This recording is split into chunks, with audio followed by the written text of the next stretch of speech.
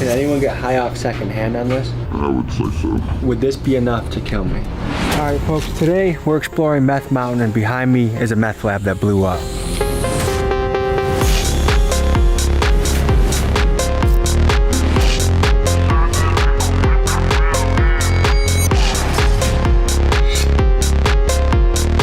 And then they put a gun to his back and said, let's go.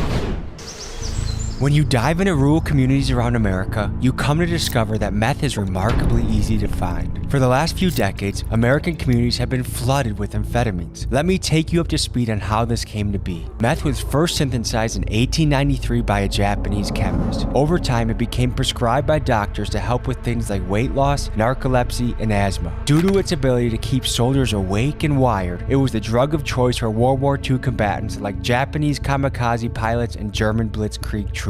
For the years leading up to the 1980s, the flow of amphetamines was in large part controlled by motorcycle gangs like the Hells Angels. However, in the 1990s, Big Pharma took over as the leading supplier when they created drugs like Adderall and Ritalin. These drugs are chemically similar to meth, and they are prescribed by doctors to millions of American youth to combat things like ADHD. So much so that a 2016 article by the New York Times referred to millennials as Generation Adderall. This trend made Big Pharma billions of dollars. For today's story, we go explore Meth Mountain, a place in Alabama that earned its name due to the amount of meth labs and meth users. All of what you are about to see are for educational purposes only.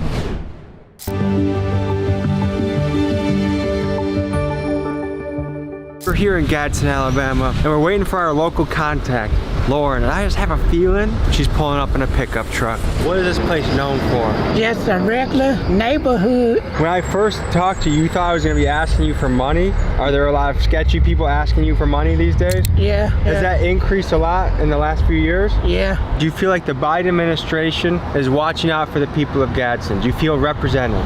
Yeah. If Trump came back into office, how would you feel about that? Tell you the truth, I feel bad. Why is that? He wasn't doing what he was supposed to do. Where the heck are we right now? Atala. Atala? We're at Atala here, Gadsden over there. Were we just in kind of a sketchy area? Very sketchy. That's why I didn't even think about that Walmart, because I don't ever go to that Walmart.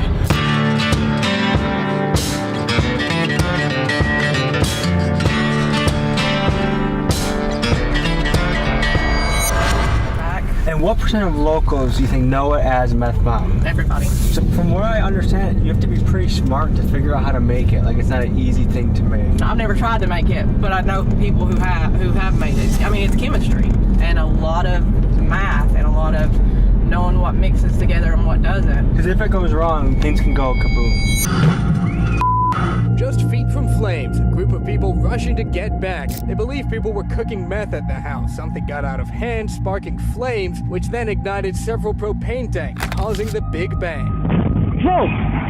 Whoa! Quickly. And are there places around here that have blown up from a meth lab gone wrong? Oh yeah, we've had the fire department has had to respond to several. They will be busting a lab when the people run. Everything kind of turns, knocks over, things mix, causes it to blow up. And then they have another kind that's different than an actual lab. It's called shake and bake, and you add everything into a 2-liter and shake it. Okay.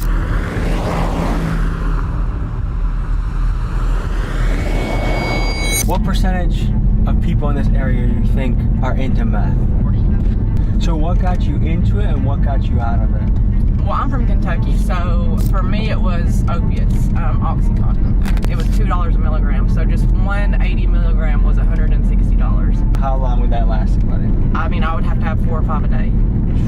So, and See a Confederate I was about to say, yeah, that's what I was going to point out. You'll see a lot of that covering up a lot of windows. That's pretty popular here? Yeah.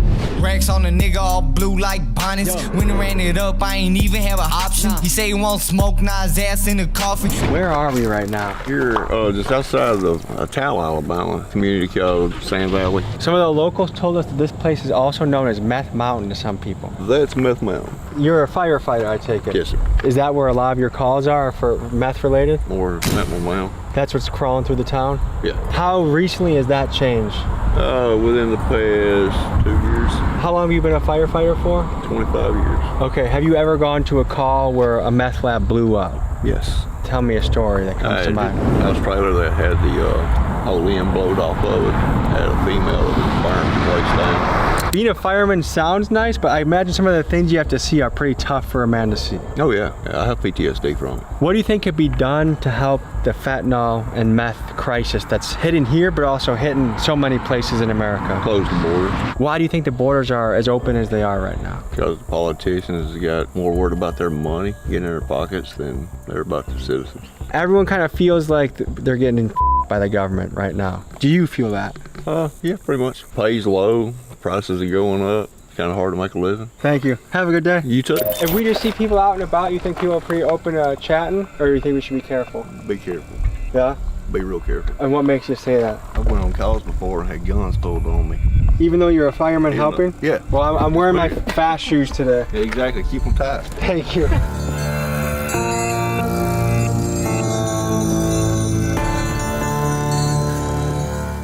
We're stopping to check out some of the abandoned places here. Bullet holes in the church door.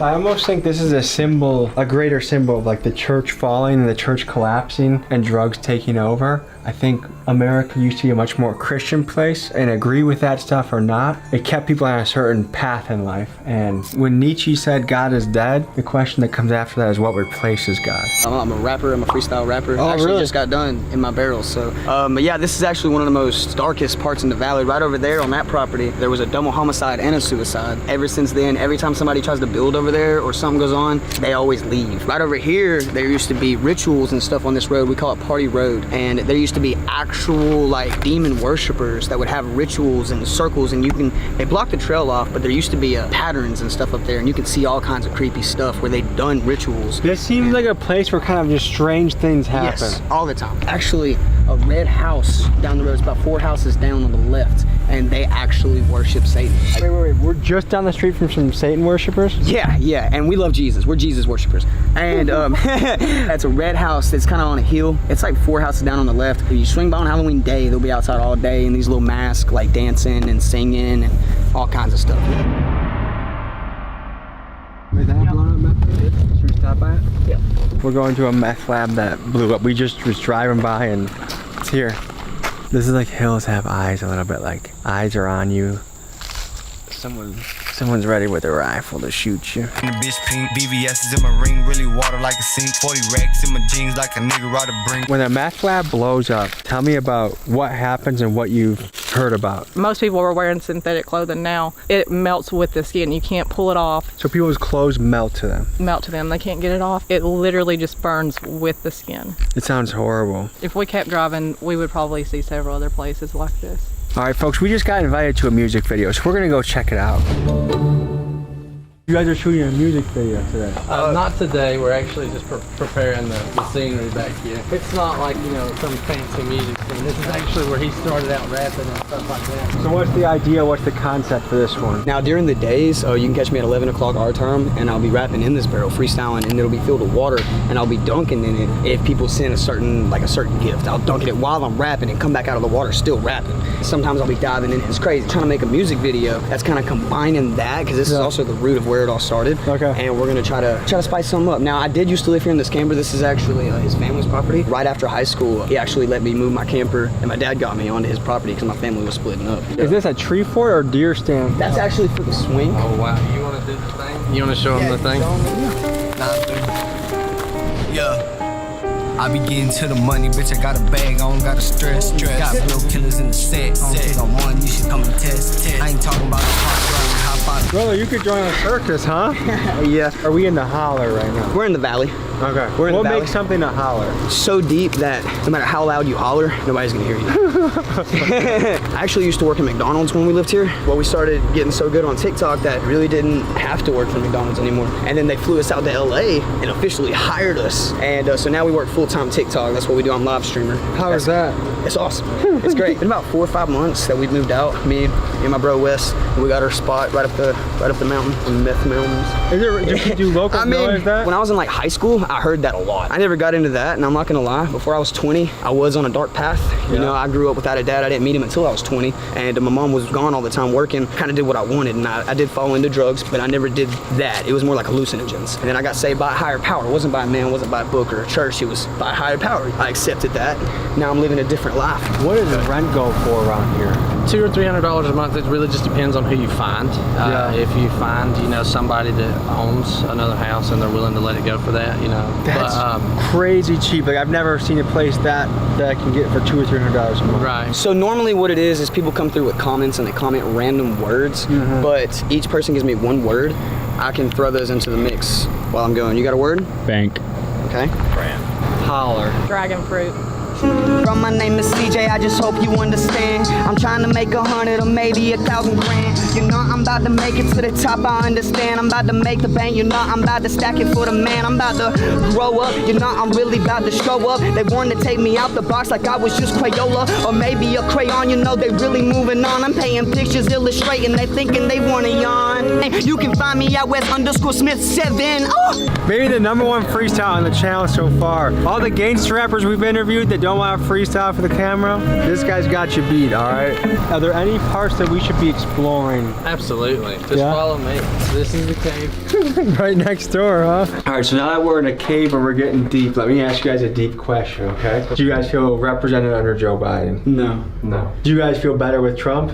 Yeah. Absolutely, no hesitation. And why? He's a lot more there in his head. He can ride a bike. He can walk upstairs without falling, you know. Do you guys feel proud to be Americans?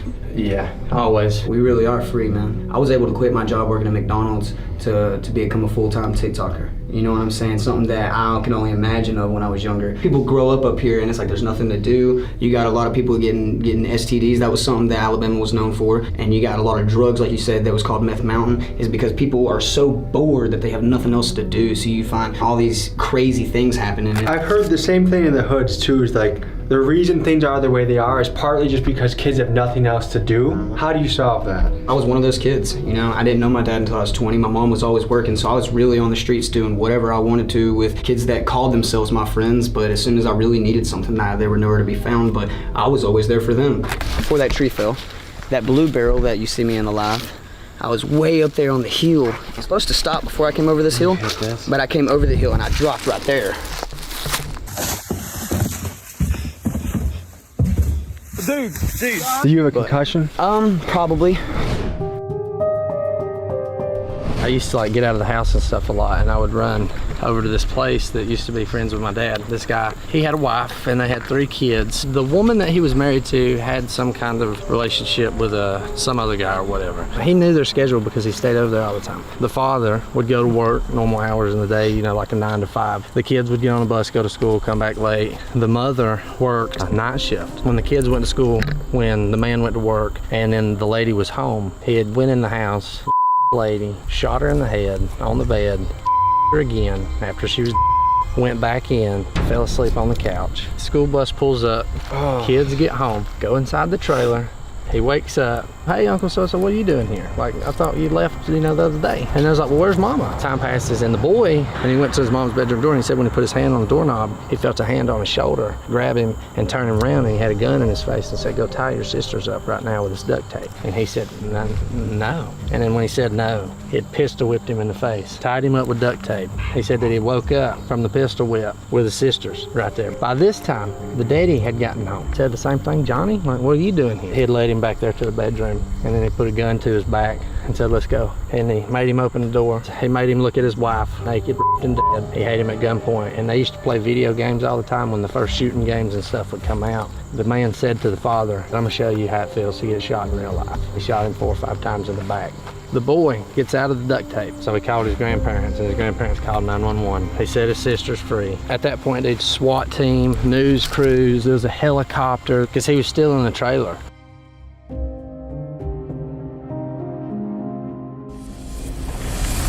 Right here, we can actually walk over here, I'll show you the entrance. Behind these gates the most brutal of murders and rape. Yeah. We're gonna go to the top of this mountain and see what we find. All right, sounds good. Take it easy. You too, man. We explored deep into the folds of Meth Mountain, and we were able to find a man that had first-hand experience in a trailer full of an awful lot of meth. So we sat down and we spoke to him. What got you started into the world of meth? Getting off boxing. So did you have an injury, or what started to boxing? Yeah, I wrecked a motorcycle. So you got prescribed legal painkillers by your doctor? No? You found some from a friend? Yeah. Do you view meth as beneficial in your life or negative? Yeah. You seem like a normally functioning human. Like the average person, if they were to see you in the street, they might not know. No, they wouldn't. How long have you been doing meth for? 8, 9 years. What was your first hit of meth like? Really don't know. Can you sleep when you take meth? Yeah. How many times a day do you have to do meth to feel okay? 3 or 4. And what does a meth habit cost somebody a day? Maybe 200 a week. How hard is it to find around here? It ain't hard at all. How much meth is this on the table right now? Probably $20 worth. Where's this section? Can you take meth and 5 minutes later walk into town and no one can tell the difference? Yeah. When you first take it, what happens? Use a little energy. How long could you go without meth before it starts to feel like an issue? All day. I have to. Has there ever been a shortage of it? Well, you can't find that? Yeah. And what was that like? It was rough, but I still found it. Can you substitute something else for meth, or does it have to be meth to feel okay? Sleep. Are people lacing meth nowadays? Oh yeah. Fentanyl and whatever, the MDM, a few other things. How do you know that the stuff that you have isn't laced? I don't. Other than the way it burns. In life, it'll turn black. Do you get it from a consistent source? Fairly. When you were the source, did you have people coming in and out of your house all the time? No. I had a couple, but it wasn't like that. Do you see a way to get off of it Lay down for about a week. and kind of suffer through it? Yep. I mean, you don't really hurt. You just crave it a little. Do you think you can be a productive member of society on meth? I already am. For someone like me that has never tried it, would this be enough to kill me? No.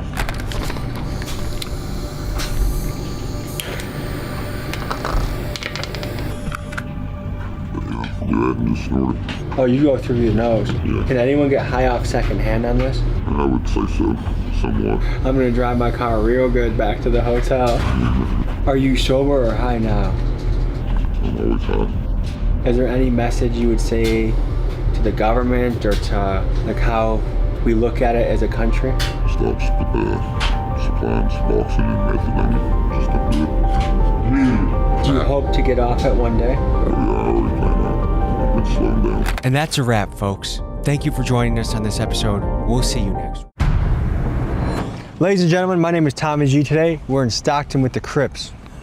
And blood. And blood. And blood. Oh, and blood? Ladies and gentlemen, my name is Tommy G. Today, I'm in Stockton with the Crips and the Bloods. Hello, folks. My name is Tommy G. And today, I'm in Stockton with some esteemed gentlemen. The Grab Gang, nigga. Grab Gang, nigga. Double G, nigga. Grab Gang, nigga. 725 3Z.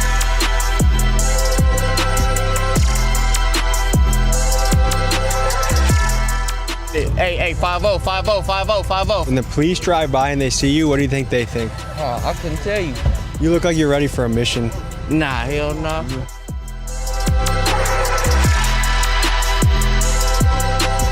Stockton, California has long had an infamous reputation for their street gangs, and in fact, the city website says that there is not one neighborhood that is completely free of gang members or gang activity. So let me take you up to speed on how this came to be. Let's take it back to the late 80s in Los Angeles, where gangs like the Bloods and Crips were strongly established. You see, this was during the era of the war on drugs, and police here imposed a swift crackdown on gang members, causing thousands of them to relocate to places like Stockton, either to avoid LA's law enforcement or to start a new life after being released from jail. And it didn't take long for the gangs to set up shop in Stockton. By the early 2000s, the Bloods, Crips, and Norteños all had turf here, and by the mid-2010s, the Stockton police said that there were more than 70 gangs operating across the city. And fast forward to today, Stockton's still rolling deep with gangs. Just recently, there was a massive initiative, Operation Boogeyman, where law enforcement targeted EBK, short for Everybody Killa, a gang that police called one of the city's most dangerous. And in this operation, dozens of gang members were taken down in that sweep. So today, I'm linking up with a Crip set right here in Stockton, one that has an interesting mixture of Asian and black cliques, and together we will visit a few active battlegrounds of gangs.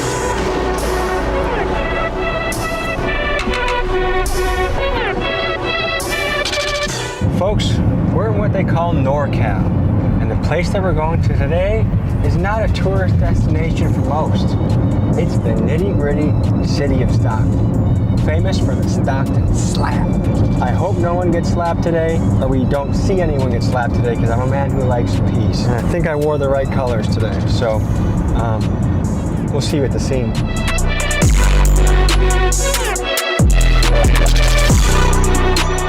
I came across this Crip set while I was scrolling YouTube one day, and I found this artist that goes by Bands, and he sounds like this. With some niggas ain't no coming back. Over Nano, I won't play it, niggas know it's that.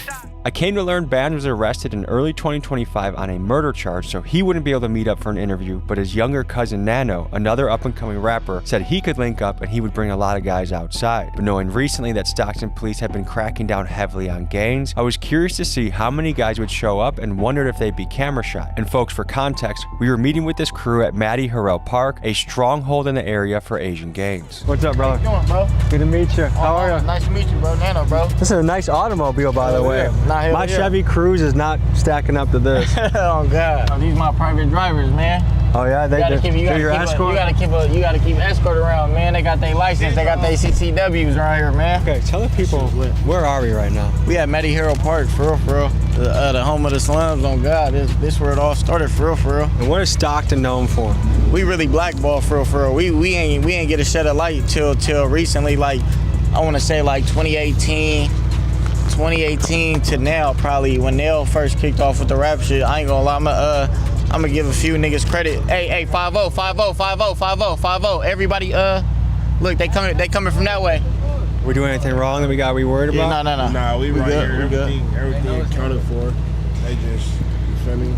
Keegan can be the fall guy. He'll just confess to whatever crime it is, and he'll just... Whatever happened, I did it. And we just right here doing our thing. Look, they on the side, bitch. Would you say you're good at spotting police cars? Yeah, we be on shit. Hell yeah, for sure. I spot them black and whites for sure. It's where it all started, bruh. From all the way down to the A Street, all the way down that way. A Street, all the way down that way, all the way to on the other side of the A across the tracks. On God, shout out my flies for sure. 3Z. They're acting.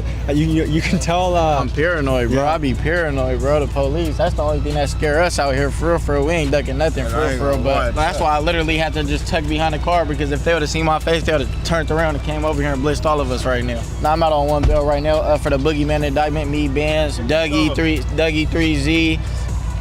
A couple of other homies and shit. That was 20 man. On God. Were you the boogeyman in this operation? Nah, hell no.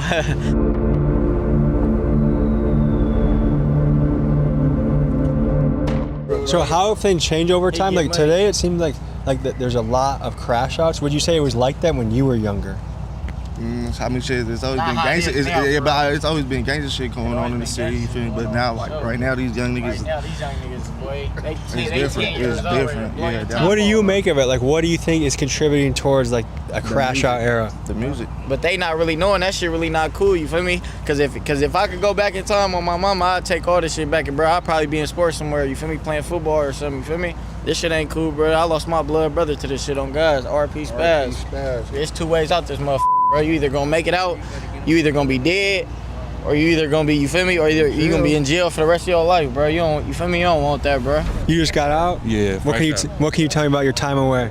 Shit, that shit was bunk. All that shit, man. Fighting every day, like meeting all the Southerners. That shit was weird. Up in that. How long were you away for? For 2 years. And juvenile or adult? No, I was in prison. Okay. Yeah. So California prison, from what I know about it, when you walk in, you gotta join your car, right? You kind of gotta. Yeah, you got. Things get sorted. Yeah. So I was running NC in there for Northern Crips. Man. That shit was different. I was just, man. What qualifies as bad paperwork? Shit, anything bad telling, talk to some youngins, anything like that. Like chomo stuff? Yeah. How bad does a chomo get treated in prison? You gotta go, that's dead. Who would you say is the strongest prison gang in California? Right now, the Southerners got that shit on lock. Sureños.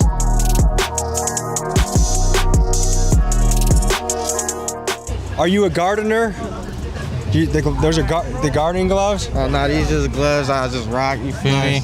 No. No case, no trace kind of a thing? My mama, so. What was the highlight of this last week? Shit, bro, you know. Getting high, brother, I don't know. How much marijuana would you say you have on a given day? shit for so like a half. A half ounce? Like a zip. That would last me like 4 months. What drives it using an extreme amount? For me, numb the pain, bro. Dead homies. Tell me what happened. Yeah, he was outside his house. He was outside his house and he someone killed him. It wasn't just something that he could put up, you feel me? It was his time to go and he died. He died in the hood, you feel me? Isn't it crazy that sometimes someone has to die to bring everyone together? Man, it's unfortunate as hell, man. What they say, man, they give everyone their flowers after they die. You should have got them before, you feel me? But it is what it is. Hey, hold on. Let me put brother on the phone Oh, real quick. Brother Free Yada, nigga. Free the Dundada, you know what I'm saying? Brother got AP in a pen. Where the AP at, brother? You was just in the Jets. Hey, you was just in the Jets last night, man. You was in Sunnydale Projects last night, man. That's where I'm from. Yeah, this my brother Yada, man. Free Yada. Where are you calling from right now? The penitentiary, man. I'm in the pen. Look, he got Rose Gold AP in prison and bust down Cuban. We are not doing shit. Stop playing 2-4 rings. Who doing shit? Bust down Cuban. Show the AP on, brother. Put the AP on, brother. Same shit going on. If you don't do for yours, man, I don't respect it, nigga. On God, nigga. Nigga, kids come before anything, bruh. If you ain't doing for yours, nigga, I don't know where your head at, nigga. You see, I got one right here. G-O-D, nigga. And that's the most gangster thing I've heard all day. I cannot believe these deadbeat bum fathers out there. It pisses me off. It's ruining this country. If you want to be a real man, you gotta watch out for your kids because who else is gonna do it?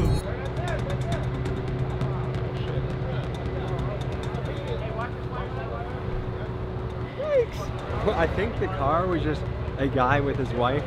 But it's amazing, like the wrong car drives by and the whole militia is aware of it. I later learned that these guys had good reason to be cautious on 2 different fronts. First, law enforcement pressure has been very intense. Initiatives like Operation Kryptonite. A months-long gang sweep in Stockton leads to more than 30 arrests. Police dubbed it Operation Kryptonite Takedown. And Operation Boogeyman have targeted some of their most well-known members. Operation Boogeyman is one of the largest gun violence intervention operations in our county's history. Rappers MB Nell getting picked up in Kryptonite and rapper Bands being picked up in Operation Boogeyman. And if you look at the online speculation, Bands, who has done millions of views on his music videos, may have as many as 1 body, 2 body, 3 body, 4. Which leads me to my second reason these guys could be on their guard, which is just street politics. Word is, this crew has been beefing with most of the other gangs in Stockton, making everyday things like going to the park or going to a gas station a real risk. People seem extra, I don't want to say cautious or tight, but it feels like people are on guard. Maybe I'll say that. We're rolling out in a little gangster caravan right here. We're probably 8-9 cars deep. And look, I have no idea what it's like to be a kid at war with people that live right by you. But then at the same time, if that's true, why would you post on Instagram where you are? Why would you invite it into your life? I guess like that's one of the biggest threats to what we do is people posting on Instagram where we are when we get there. And we were there for like an hour. If I was a drive-byer, probably be an easy target. But we're heading to another spot and I want to get to know these guys better. After all, Stockton is a very notorious, legendary gangster city in California. So I hope we can cover some more ground. Hey guys, remember that app from the beginning? Well, we played some games, made some money, got the guys some drinks. Make sure you check it out. Link's in the description.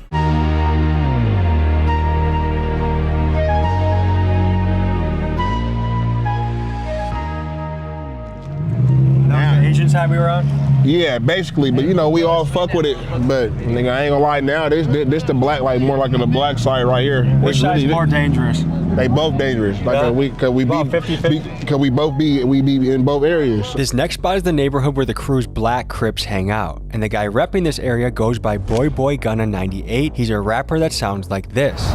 14 when there was rumors that I popped the West niggas. 15 when mama asked me, did you ever stretch a nigga? And as far as notable street rap politics go, Boy was dissed in a song by Stockton rapper EBK Javen. This was in the pen with Boy. That nigga was off the spice and they had And while most of us watching this listen to rap recreationally, you can bet that guys like Boy Boy and J-Bo live this gangster life for real, and you can imagine that for every diss line like this, bullets and bodies tend to follow. So where we are now, 10th and O, is a spot notorious for a few reasons. It's deep in Crip territory, a lot of gambling goes down here, and allegedly, it is the site of a Stockton gang murder.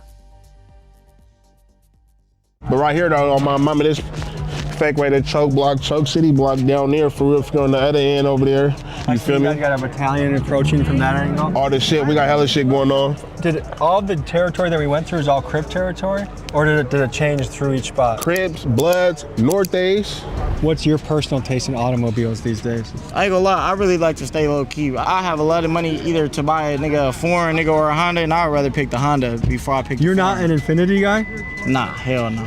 It's too many of them getting stolen. I don't want to get my shit stolen. Okay, I'm gonna ask a very personal question. Are you riding around with State Farm, Allstate? Are you an insured driver? Yeah, I'm an insured driver for sure. Up to date at the DMV? Up to date at the DMV for sure, Geico. So that way the whole gang can have insurance. I have something for you guys. What you got, brother? Okay, Hood Hospitality. Usually they bring something like Don Julio, Hennessy. I'm gonna bring a little bit of Suburban Hospitality. So let me pop the trunk, come over here. Come on, let's pop the trunk. What you got? What you got for us, man? Okay, so in suburban culture, when you go to someone's house, you bring them a bottle of wine. Yeah? This is a nice Chardonnay, all right, which is a white wine. Ain't tasting like, man, it's white wine? Yeah. I believe just this is be also playing around, bro. local vineyards, because Northern California is some of the best grapes. Any type of alcohol testers and all that, he's the one to test it. Pop that motherfucker, bro. I got a screw off top. Preferably he drinks just alcohol. For convenience and usability, you know what I mean? You want to take the first sip? Let my nigga take the first sip, man. Of course he does. Let my nigga take the first sip. How that shit tasting, brother? Bubbly? Like champagne? So first, one thing, I'm not a sommelier, which is a wine official taster, but okay, the grapes seem like the season's been at least mild. The climate's been wild. Let me see. Who is this? Grab game top hat. That tastes like freedom. Take a sip. Yeah, nah, for sure. I take a sip of this motherfucker. And also, hey, I want to point out one I gotta detail. smell it first. For these guys, lie. look. You know, I really don't sit there. What does this start with? What does this wine start with?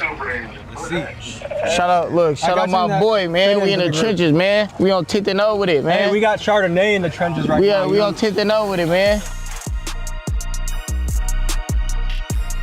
Who would like to test a little bit of the Chardonnay?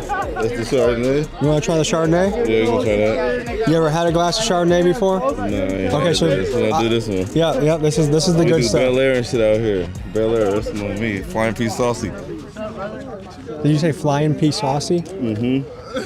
I'm just gonna go out on a limb and agree with that statement. Can you give a flavor description of like how would you rate the grapes? Was the season good for the you know what I mean? Like it tastes like Bel Air to me. That's like a Bel Air drink. Is it something that if you had a date you might bring a bottle of this? Oh yeah, on mama's. I let her get loose off that on me. She can fuck with that. You know what? Can we point something out that I think is very unique? Yeah. That is a tall bush. Yeah. That is incredible. Yeah, long. That's a long one. Someone spent years. I've been here for a long time too. Probably older than us. Yeah, for sure. Would you like to seal the peace treaty of Tommy's with this? Yeah, let me see. Yeah, let's have a toast to Tommy. Yeah. Excuse me. I have a gift for you. A nice Chardonnay. Chardonnay? Yeah. This is a very nice white wine that's from the area, homegrown in California. Homegrown? Where you homegrown from though? Illinois, Milwaukee. Is that right? My daddy from Chicago. Oh yeah? Yeah. Okay. Well, would you like to toast a glass with me? Yeah. I want to toast a glass with you. Oh, this the real mob outside if y'all didn't know. Real mob. You feel me? The mob is outside. Real shit. Look at that shit. Real shit. You feel me? The mob outside. What do you go by? KIM. Keep it moving on a bitch or a bitch ass nigga for sure. What can you tell us about this area? It's dangerous. Stay dangerous. That's what I can tell you. Stay dangerous out here. While you out here, stay dangerous. Has anyone not had some Chardonnay that would like to partake? Yeah, let me have some. What is that? Chardonnay. It's a white wine. I'd like to partake in this Chardonnay. Oh, my phone. Okay.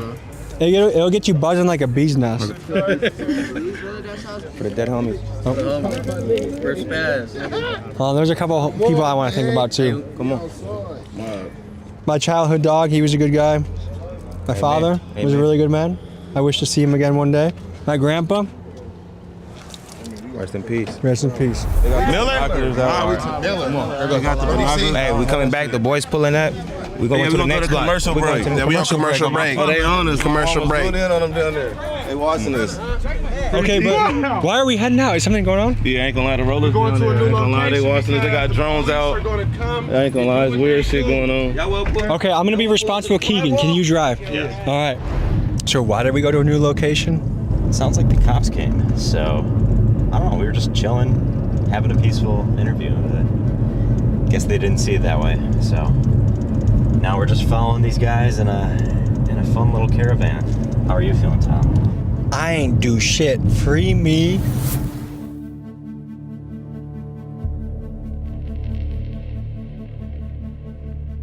We're almost finished with our mission here in Stockton. Let's do this properly. So I don't know if this is happening in Stockton, but has ice been hitting the area hard? Hell yeah, I be seeing them everywhere. What do you think about that? They got little trucks. I think they don't gotta go about it that way. I think that's too. There's people with families. I know a lot of people. You know what I'm saying? So it's like there's people with families. Yeah, I'm very curious who ICE is targeting. Because to me, if it's just a hard-working guy that has a family, why are we going after him? Yeah. Why you going to get him? And you know he live here. This is his land. People don't be having that like that. You gonna go take him, and he doing more than a lot of citizens out here. You feel me? There's some Latin American gentlemen that are probably doing more work than a lot of us. For sure. Like, a man that is doing a tough job, feeding a family, and being a good member of the community. I don't know if that's the person that we need to invest a lot of resources into going after. No, absolutely. What does rent go for in Stockton, California? Oh shit, for a 1 bedroom, about 15 to 1600. For real. 2 bedrooms, you know, same price everywhere down there. Do you think that's expensive? Out here. Has that gone up a lot in the last few years? Oh yeah, hella. Do you feel like a lot of people are feeling stretched right now in this economy? You don't get paid enough to have security to pay for the rent and shit. So you pay your rent, you just live in Texas. So yeah, it's stressful. No, we've been bouncing around town, doing a lot of different things, getting a feel for Stockton. What are kind of your final thoughts on this episode? I ain't gonna lie, that shit was a movie, for real. I ain't gonna lie. I appreciate it for fucking with us, for sure, bro, because you ain't have to come out your way to do none of this shit, for real. I ain't gonna lie, I appreciate you like a motherfucker. I appreciate you. For a lot of what I do, I only have a job because people around the country welcome me into their spot, so I appreciate you. Does anyone have a couple of verses? Anyone in your crew has a verse they want to spit for the camera? Let them know. What I said, he left his pole out the house he don't deserve to live. Gotta stand over a nigga just to confirm the kill. Seeing that body hit the pavement, niggas knew it's real. And I've been spinning since I was a baby, I ain't knew the drills. My brother died, but I ain't gonna lie, he did all type of shit. Demonic thoughts up in my head, I got all type of skits. Guys, Nano just dropped a music video and I have it linked in my description. So to help me say thank you for a warm welcome in Stockton, can you please go ahead and blow up his song and comment "Big Dogs Gotta Eat"? Folks, this has been a look into Stockton, California, a notorious city, a lot of crazy shit going on. If you like to support a rapper trying to make it out, make it happen, the video that you're shooting today, the link's gonna be in the description. My mama, y'all make sure y'all go tap into that shit, Grab Game. Blow it up, comment "Big Dogs Gotta Eat," and I appreciate you guys. Thank you for the support. See you next week. Shout out Tommy Peace. G, coming all the way out here, bro. I appreciate it.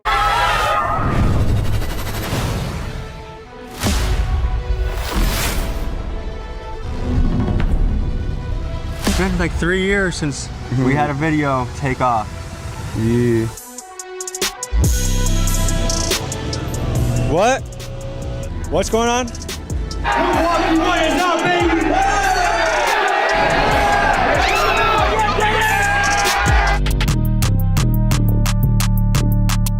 Folks, today we dive into a city that I love very, very much, Milwaukee. And for those that don't know, Milwaukee is no joke. It consistently ranks as one of the most dangerous cities in America, and it's the place that many regard to be the birthplace of the infamous Kia Boys. I first got introduced to the trenches here when I took a corporate sales job and had to hit the streets wearing a suit and tie. For almost 6 years, I did business in the West Side Hood, the East Side Hood, and the infamous 53206, a zip code known as the most incarcerated in America, where roughly 60% of men walking around have done time behind bars. Today's episode will pay homage to the great city of Milwaukee, and you'll see many of Milwaukee's hometown heroes like Big Frank, Certified Trapper, Chicken P, and G-Baby. So folks, enjoy what I believe to be the funkiest hood in America. From the slang, the dance moves, the accent, and more, Milwaukee is a place that is very special. Alright folks, now let's hit the streets of Milwaukee.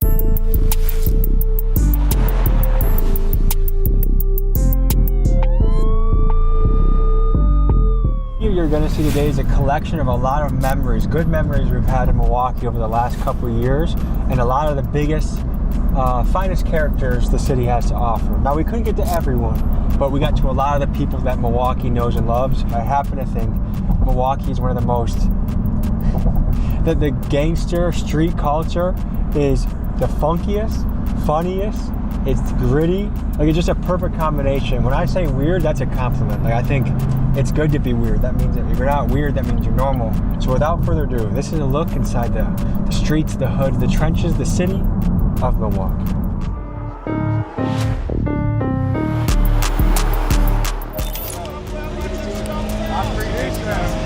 Thank you guys, I appreciate it. So you got that double cup going, huh? Yeah, just a little something, you know, not too much, man. What's up, what's up? How you guys doing? Oh my God! Good to meet you. How are you? Nice to meet you too. What do you want to say for the camera? We love you, Tommy G! I appreciate you guys. Have a good day. Bye, Tommy G! Bye. Milwaukee, baby. Can't beat it. Yeah. I am from the suburbs, bro. What's going on?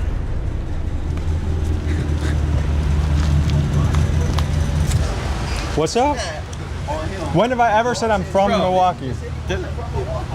You're the one that was yapping. I wasn't even trying to be. I don't have beef with anyone in the city. Milwaukee when you was not born in Milwaukee, bro. I'm just working. You was in Chicago, right? Lion King. And then you was with some GDs. I go everywhere. Bro, you should get your ass beat, bro. For what?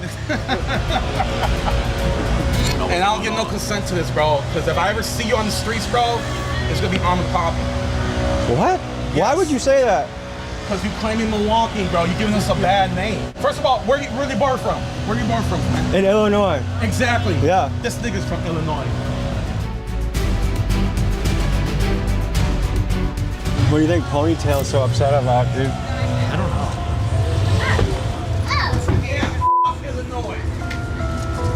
There's kids here, brother.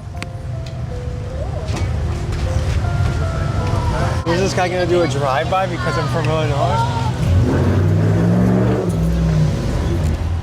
I love how he threatens. This guy threatens me. Next time I see you on the street, but we were just on the street. Folks, I gotta say, I have no beef with anybody, whether in Milwaukee or anywhere else. So I'm not sure what this guy was mad about. I probably just caught him on a bad day because nearly every interaction I have with people is friendly. So what just happened there really caught me off guard. But next, guys, we had to meet Meech, a young man you may remember as Mr. E-Brake from my Kia Boy video. Could you show us how it looks to steal a car? I can show you inside your car.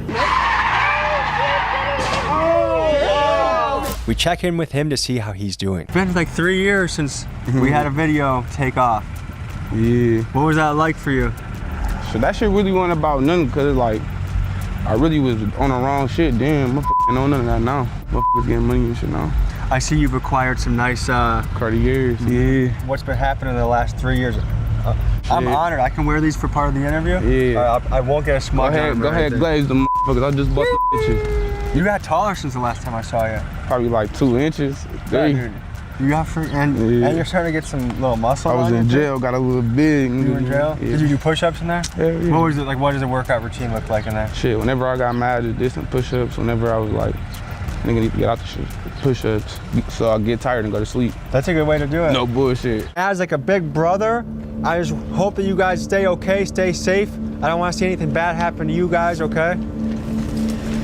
A lot of people after watching our first video together, they were cheering for you, they thought you were funny. Yeah. A lot of people were cheering for you. What was that like? Man, I ain't gonna lie, I had a lot of motherfuckers that started like trying to ride and shit about that video, but I was like, motherfuckers trying to get in stories with me. Like, I ain't doing that shit. I ain't doing that shit no more. I really don't even want that as my image. Okay, so what's next? So you're saving up some money. You got some funds now. What are you trying to do? My brother owns semi-trucks and shit. Would you ever get into Milwaukee real estate?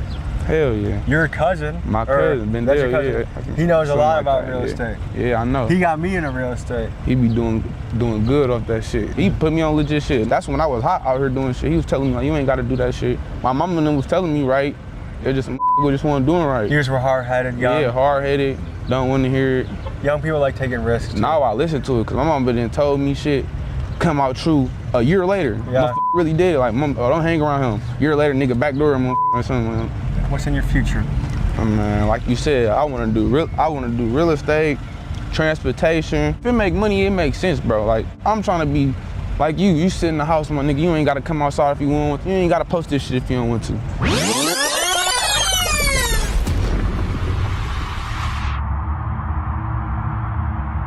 Guys, Certified Trapper came up from hustling and rapping, and his bizarre antics, homemade beats, and amazing dance moves helped him to be Milwaukee's biggest breakout artist of 2023. Without further ado, let's take you back to 2023 when my friend Certified Trapper got booked for his first huge show in his hometown at the Milwaukee concert venue, The Rave. And to jog your memory, you may remember Certified Trapper from this video. You see some shit or what? No, that's my little brother's bag. Oh, okay, you looked like you were about to go Navy SEAL mode on us. So without further ado, let's go see what this night was like. It was pretty awesome. We're here in Milwaukee. Concert day for Certified Trapper, and we're here with his manager, Lando Bando. What's going on? Welcome to Milwaukee, sir. What up, big dog? How you guys doing? Good, bro. Let's get up in here.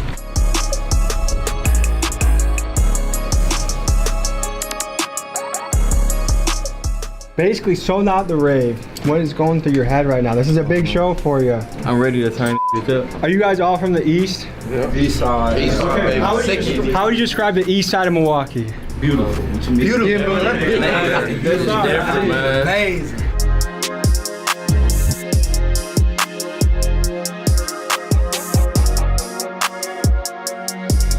So how old were you when you started rapping? 9 years old. And how old are you now? I'm finna be 23. Okay.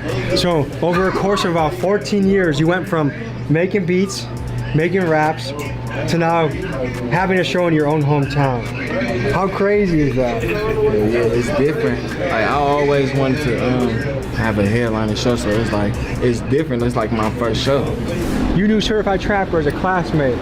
Yes, sir. How old were you when you met Certified Trapper? I was I met him when I was like 10 years old, long ass time ago, but we went to school together once we got in high school. What was he like in high school? The same he is now. He ain't never switched up. He always been that guy. It's just funny though, like a lot of people in the city want like on his music, like they was laughing at him and not with him. And now they're cheering. Now they cheering and shit, but that's how it should be. Is there any downside of becoming famous? Hell yeah, like in life, it's always gonna be ups and downs. Because I think people look at being in your position and like, oh, your life's perfect now. That's the dream. You're a rapper. You're making it happen. Life's just easy. Cheap ass. What would you say to that person? It ain't gonna be like that all the time. It's always gonna be like at least one day or sometimes. But it's always good to know that she can be way worse. But we're gonna introduce our special guest in a minute today. I got my boy Tommy G, one of the bravest motherfuckers in the world. Milwaukee, what is up, baby?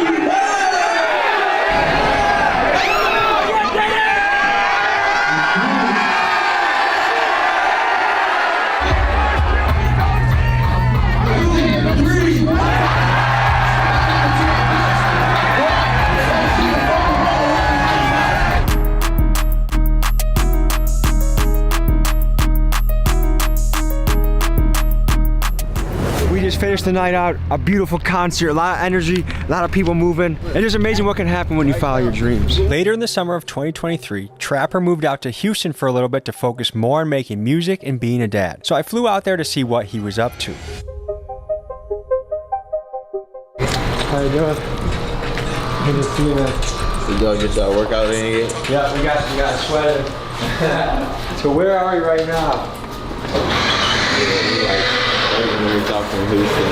This is like a $1 million green screen because this is where all the crazy ideas come from. Hell yeah.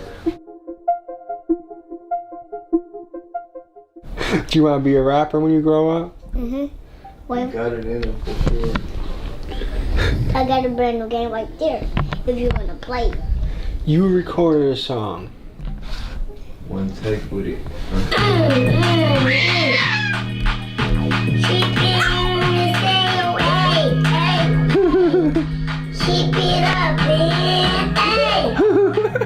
How do you like living out in Houston now? It's a big change from Milwaukee.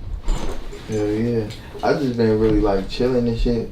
But now I know like how to go to strip clubs and shit like that now. Do you want to make a song? You want to start getting after it? Hell yeah. I don't want them to see, but it's gonna be something like that y'all gonna see. Cause these niggas be copying me, they can't really copy me. I feel like if people are copying you, that's a good sign. Yeah, that means you're on to something. It's like watching a mad scientist in his laboratory, dude. He's like mixing crazy potions together, and then something comes out on the other end.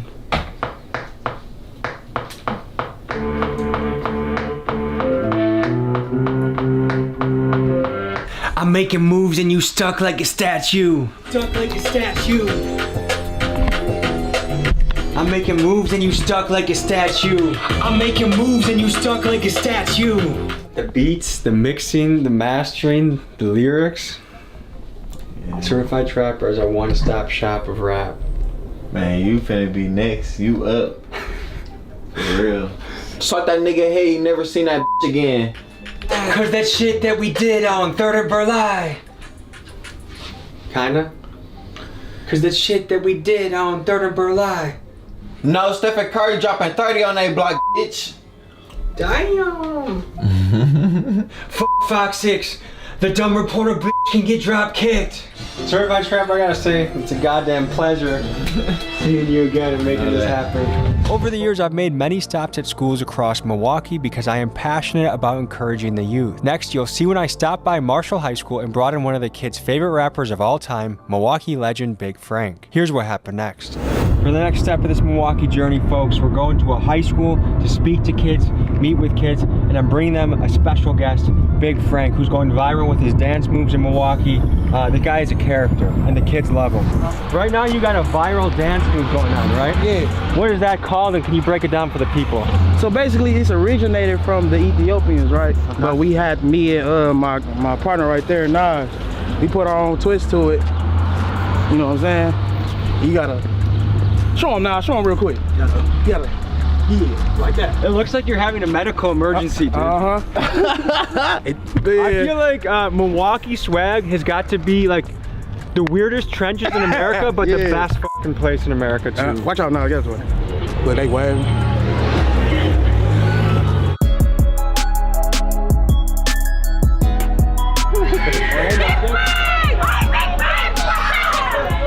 Yeah, so tell us a little bit about Marshall High School. So we're about to go see Miss Brannigan, so this is like the most relevant class in regards to Mr. G. So it's gonna be like production kind of class, so hopefully this goes smoothly and there isn't too much chaos. Come on in. Good to see you again. How you doing? Good to see you. Oh, you the one I interviewed the kid boy? Yes, I am, yeah. You got hit that dance. Yeah. Okay, ladies and gentlemen, I bring to the floor Big Frank.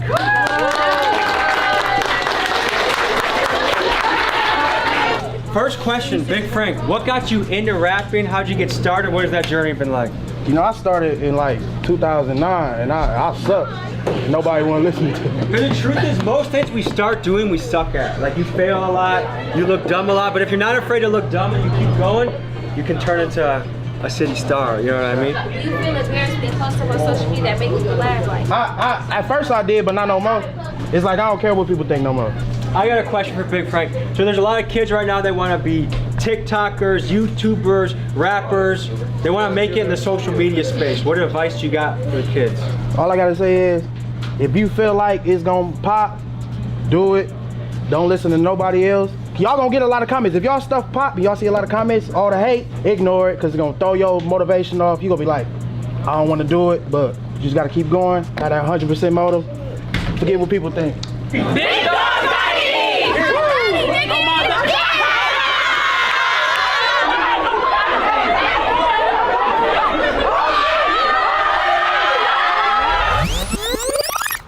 Tonight is as Milwaukee as it gets. We're at the rave right now for a Baby Tron concert where we got Chicken P, we got Certified Trapper, we got a bunch of people. So this is a very special night for the city. They're gonna rock it, and it's just fun to see. Milwaukee's a city that's been slept on a lot, but right now it's buzzing, and I feel like this is our takeover time. So I'm I'm excited for the show. What's up, brother? That's what a big dog's gotta eat. How are you doing? What up, man? Tommy, nice to meet you. What's going on, man? Chicken. This is one of the OGs of Milwaukee, the OG of Milwaukee, I would say. I can't think of anyone else that would be in those shoes, but a pleasure to meet you, big dog. Yeah, man, pleasure to meet you too, and congrats on your deal. You're fucking making businesses too. Yeah, man, you know, man, trying to keep this shit going. For about a year, I was part of a Milwaukee gym helping to grow youth wrestling. And to get the kids hyped at practice, I brought in local rap legends Chicken P and Mulamar. You guys look fresh. When I went outside to greet Mulamar and Chicken P, I broke a big rule in the wrestling world, which is wearing your shoes outside. But anyways, let's see what happens. What's happening? Good to see you. How are you? Good, man. You in there wrestling? Chicken, have you ever headlocked someone before in your life? Yeah, hip toss someone? Bro, you try to do that shit to me, I'm gonna show your ass I got moves. So this is just a little something we're cooking up for the city. You know, I think it's important to have the kids. I want the kids to have somewhere to go. You know, so this is what we got going on.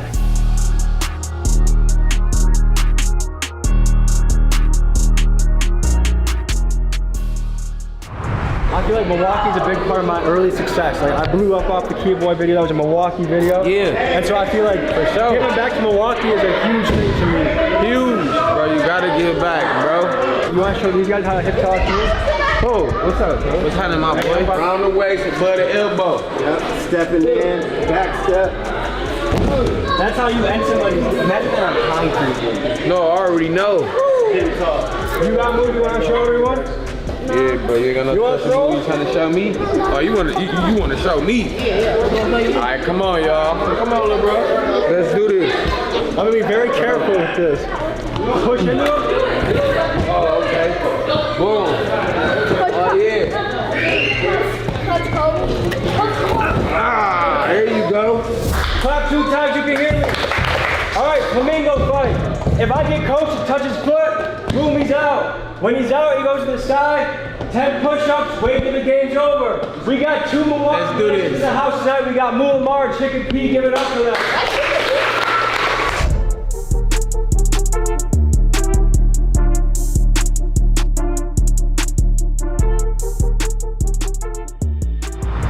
Y'all gotta stay on this path y'all long. Don't steer clear of this, man. Y'all, it don't matter who get in y'all ear. Y'all wrestle, y'all do it, y'all.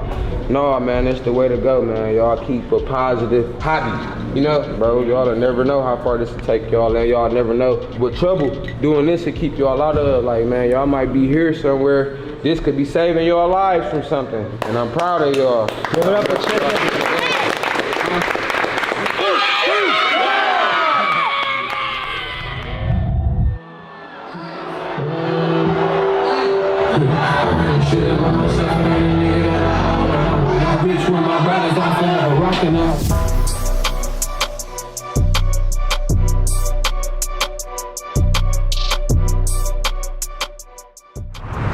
Not to even sound like that or nothing, like this be work, you know. Yeah. And not even, I enjoy doing this shit, but like once you get so, like my body be so, it be like a robot. Like I'm just programmed to get up there, turn that ass up, back to regular schedule program. Rappers not an easy job, dude. Rocking a crowd and then show after show after show. It's exhausting. It's a hustle. You've been getting love in Milwaukee for a long time, but how does it feel when you feel that home crowd energy? I love that shit. Let's see, you got 2 new pieces on last time I saw you. Ooh, that's that dog shit militia. I tried to get in, but I didn't pass the initiation. Probably could have gotten you definitely dog shit militia. You got dog shit? I got some in my pocket right now. Is it exhausting? Hell yeah. Because we be like, show, next day show. As soon as you're done performing here, do you hit the bus and you're out of town already, or do you sleep here tonight? Yeah, we leaving. And then we going to LA.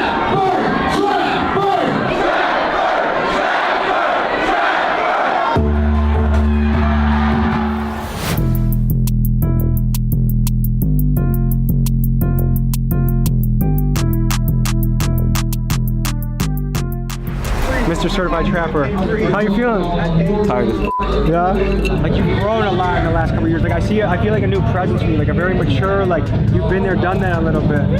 Yeah, I'm getting like more like used to like this life. It's different though, the tour like different from just rapping. Congratulations, dude. It's so fucking fun to watch you out there doing your thing, the crowd vibing with you. You're putting on for the city. Thank you for what you do, dog.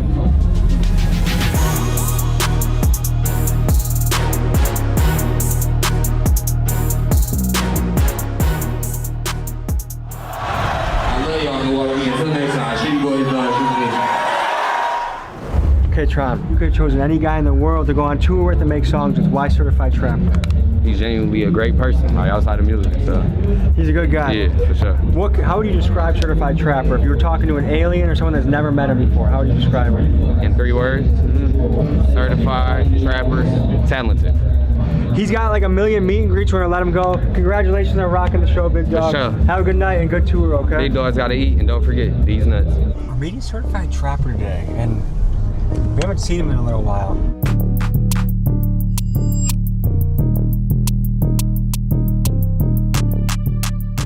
It's been I feel like a few months. You've been to Houston, you've been in Michigan. So what brings you back to Milwaukee? I'm just here for shit like, I've been gone for a long time, so like when everybody see me, they miss me, so shit. You have that kind of hometown legend vibe going. Yeah. The kids come up. It's like I'm more of a celebrity because I've been gone so long. Okay, so what's the latest on your journey? What are you working on? What have you been up to? We got a tour coming up next month, and I'm working on my tape. I want to get you on there. We made a song way back in the day, but I think it got lost in the archives. I dissed the reporter lady from Fox 6. Oh, yeah. Huh? You want to take me on a little tour? Oh, yeah.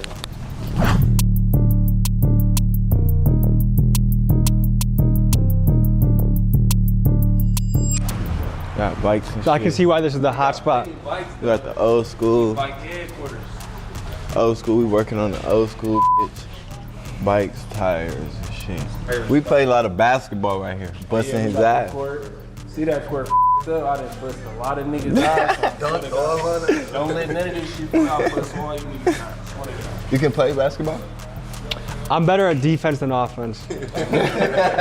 It feels like Milwaukee has its place now. Like I feel like over the last couple, 3-4 years, all of a sudden a lot of people have started making their voice heard in Milwaukee. Do you feel like that? Mm-hmm. We just need like more hard workers, streamers, porn stars. Which one are you gonna be? So now you've been successful for a little while now, do you feel like anyone that may have not liked you initially or been jealous of your success is like more open arms to you now? I mean, I stay in my lane. I think people gonna try to say like, oh, I fell off, oh, I did this, but really like my attitude with rapping, I wouldn't call it an ego, but my attitude was like not always like I want it so much, I want it. I do it because it's my life. Shit, like I rap because I love rapping. I don't do it for the money, I don't do it for the fame. How do you know this guy? This guy right here, that's my grandson. What was he like coming up? He was straight. He was straight, just a regular kid. So what has it been like seeing him become Certified Trapper, the rapper? Man, I'm gonna be honest with you, I'm proud of him, and I hope to see his career go far. It's a good way to be. Yeah. All right, should we hit the road and shoot some guns? Hell yeah. Let's go shooting. My shit transition, my shit busting. Broke that motherfucker. Gotta put another one on. That's how I'm gonna wear my shit. How often you go shooting? Every week. Oh, really? So you're ready to go? Trying to treat it like the, because like when I go to the range, it's just making me feel like a man, just like how you go. Yeah. Yeah. You feel like if anyone comes in your house, they're so fucked. No, yeah, for sure. You're TTG, right? Trained to go? Mm-hmm. Trained, for sure. Well, that's good. A lot of guys don't practice. Mm-hmm. I think it's crazy to have a gun in your house without practicing. Going shooting with Certified Trapper, that's on my bucket list, and I'm gonna accomplish that today. I can't wait to tell my grandkid. I want you to test mine so you can see what them is like. These, I ain't shooting these. Some fun guns. They're very fun. Smackers. I'm gonna do the Glock first.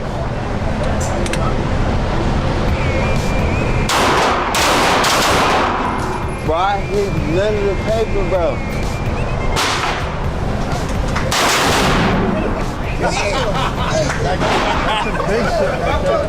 I'm finna really spank his ass, though. Really spank his ass. Say,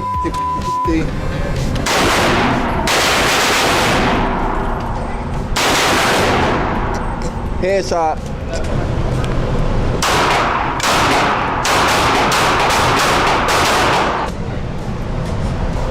So I got a question for both of you. What are the most common things Milwaukee say before they shoot someone? Yeah, I done heard a nigga doing. G-Baby is one of the most poppin' gangster rappers in Milwaukee, and he sounds like this. Bitch, I can't fuck with you, broke, I'm sorry. So many heads lump, many shit I get gnarly. We went to his block to have good old-fashioned fun Milwaukee style. Here's what went down.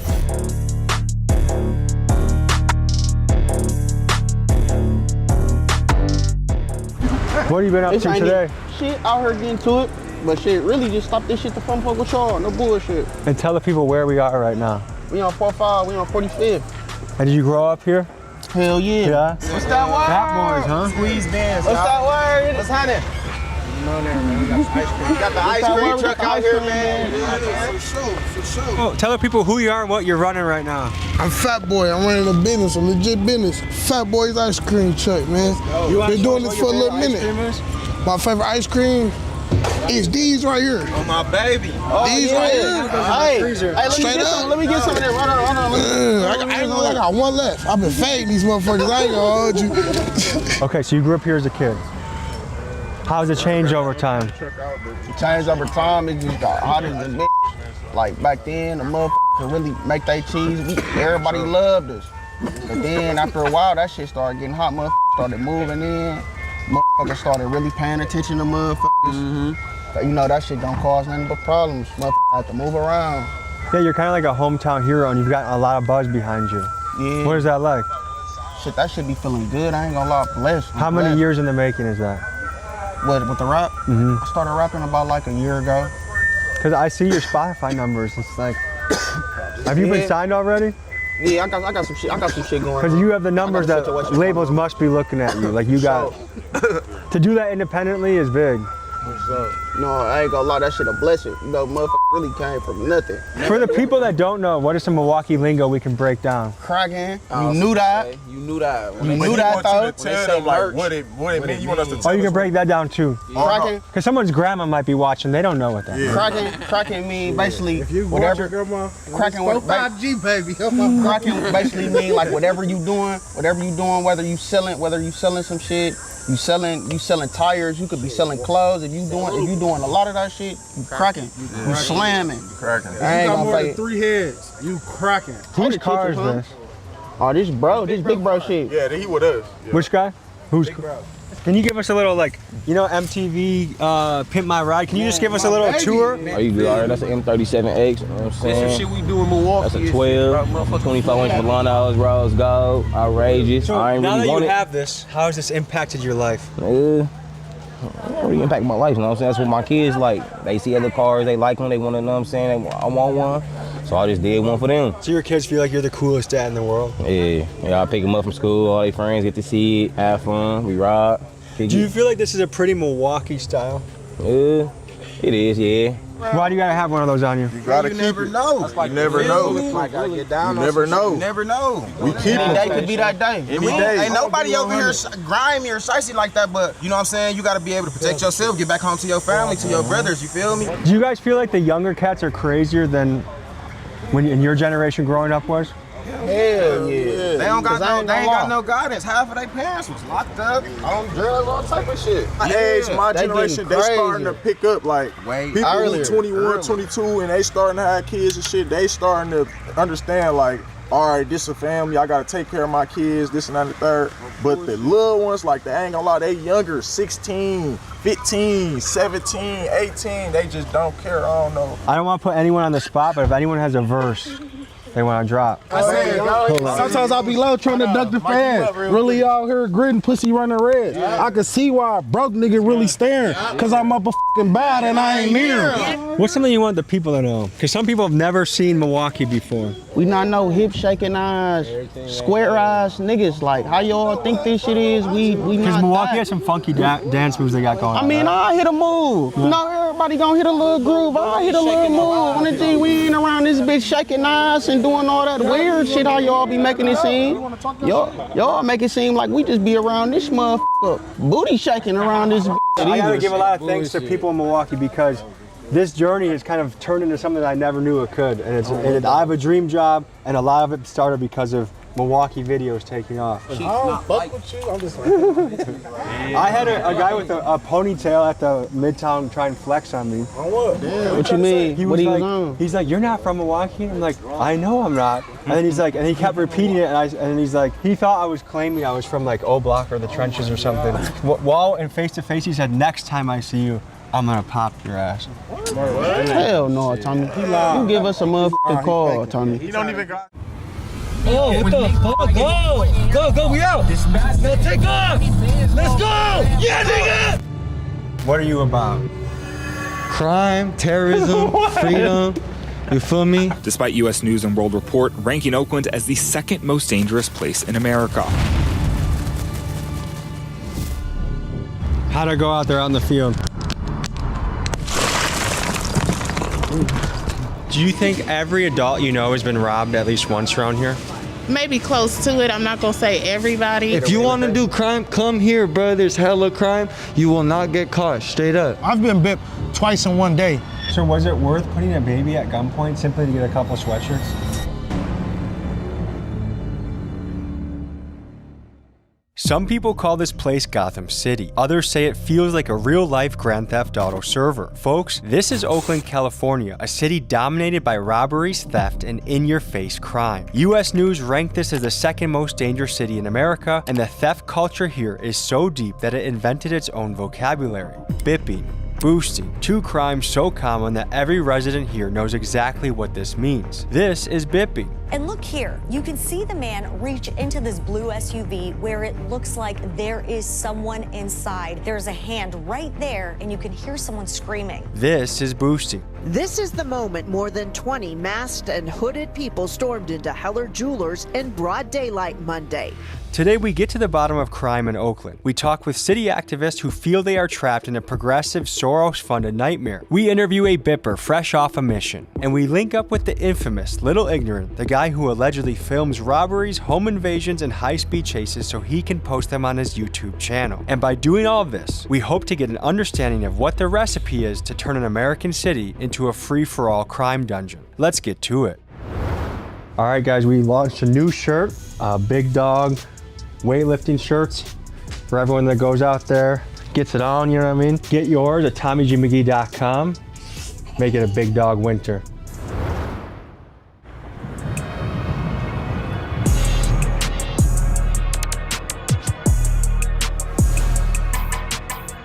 All right, so we're meeting an Oakland OG, and there also might be some kids that pull up that may have a particular way of making money.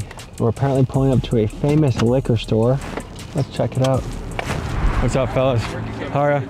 Tommy. Yogi. Good to meet you, Yogi. This is Yogi, an Oakland OG that is well respected across the city. And to give you an idea of how connected he is, this is the guy that iShow Speed called when he lined up his Oakland visit. I wanted to hear Yogi's perspective on how he felt theft was impacting the city he loved. But like the bigger thing out here is like not legal or legal enough, but it's so many people do it. They don't trip off of it. If they see you doing it and you jumping out of a car and your legs are hanging out, they'll boop, boop, boop, boop, just to scare you off, you drive off. They're not gonna chase you. If it's not an armed robbery, that's different. Once you come into armed robberies and all that, that's a whole different ballgame. How did you feel as a bipper when someone stole your car? I feel the same way. I feel like everybody feel, you know, you do get that emotion, you get mad and stuff. Well, not really say mad, you just, like everybody, you know, you lost something, somebody went in your car. But since I have bip, I kind of show sympathy towards it a little bit, I guess, I say.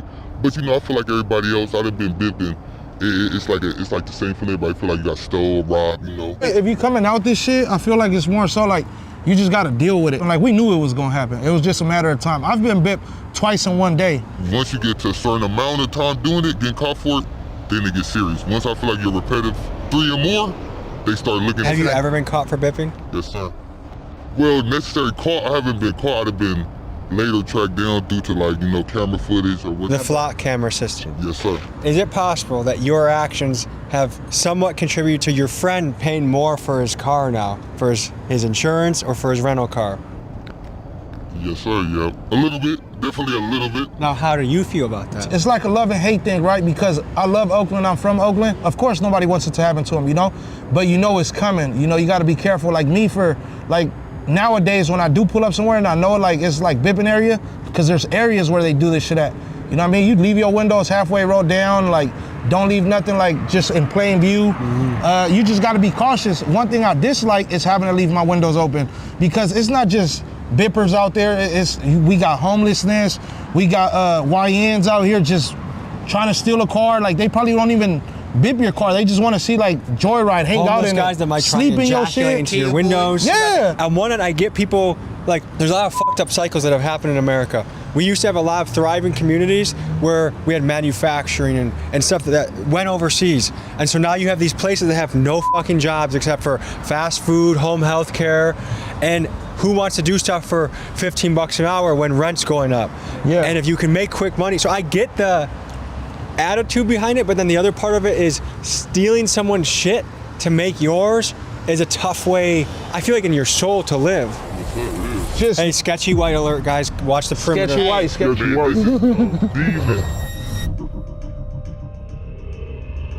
They said you're the best sketchy white in San Francisco. Okay, what makes you a sketchy white? You don't go for that. Most white people, they get done and then they wonder what. I go for that. This is the craziest white boy, man. He's scared. I be scared of him. Fuck all that. And Roach don't give a fuck. He's out here. What kind of women do you date? Only black bitches. Are you looking to go on a mission? Yeah, I was just on a mission, man. Well, I seen y'all, man. What kind of mission? Trying to get some more chicken. Some more chicken, man. You know how I go just round looking, trying to, we call it the field. You just call it the field, go outside, man. Try to just get some dollars the best way we can without hurting nobody or doing nothing crazy. So if we give you a GoPro and put it on your head, how long does it take for you to come back, do you think? 30 minutes, an hour to find some. But for something quick, 1,000, couple minutes. Okay. So how did this go, y'all? First Friday?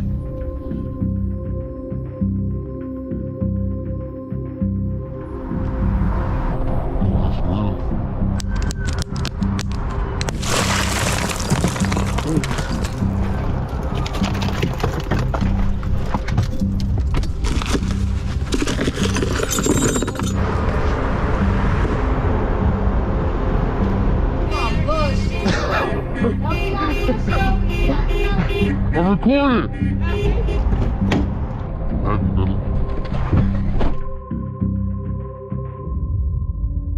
How'd I go out there out in the field? Man, a little quick something. It could have been a little better, man. It could have got y'all some thought. I like it in the morning, though. Nighttime be cool. First Fridays, a lot of people out. Man, we got a little laptop, but I told you in the morning. Can you show me what you got? Oh, yeah. Where Roach at? So you guys went out for a lot of time and all you got was a laptop? Man, you to drive 20 minutes damn near, that's why. To like $200, $300, $400, man. Yeah. In the morning, daytime, I like to get a beat in the morning. That's when all the money out. So when they go to work, you go to work? I go to work just as early. And then on Fridays, that was First Friday. We can get some more too, though. I'm waiting for my boy to pull up in the rental. When he pull up, if y'all want, I'll show y'all some real more exclusive footage and how many cars did you attempt to get? See, with me, I don't really attempt. I like to go for sure stuff. Like I used to go after attempts, but now when I don't, I go after what I see in the car. If it's something valuable in there, I get it. What'd you use to break the windows? Bip, a rescue me. $1 a rescue me. Yeah. Made for case, you know, any emergency in the car, you go in the water, something you can't break the window puncher right here. And then it's a seatbelt cutter. Boop, sharp little tool, you swipe it right here on your seatbelt, you do. So that's what it's made for, $2 too, man. We use it for So different it was purposes. made for emergencies, and you create emergencies with it. Yes, sir. Yes, yep. But it's just for the money, man. We don't want to hurt nobody. We want you to get home safe. Pay the $50 or however much it costs to fix the window. You know. And how are you gonna sell it? To the Migos. I would think for most tourists watching this, they are no longer putting Oakland on their list of places to visit. I can see why. It's some cool parts though, man. Don't let the bitch scare you to come out here, man.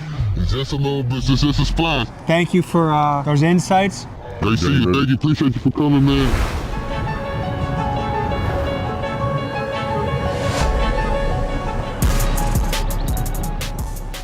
All right, we're here at a parking garage in Oakland to meet up with a notorious character that goes by the name of Little Ignorant. He's pulling into the gas station. Bro. Oh, yup. Hit it right. Just keep going straight. Yeah, fuck, I'm up. What the fuck? We out! Good BMW! Oh, what the fuck just happened, bro? Oh, it's caught. The stuff you see online is he allegedly films himself in the commission of crimes and puts it onto his YouTube channel. I think he's a pretty good example of kind of the youngster that doesn't give a fuck anymore and does whatever the hell he wants. So we're gonna see what he's about and get to know him.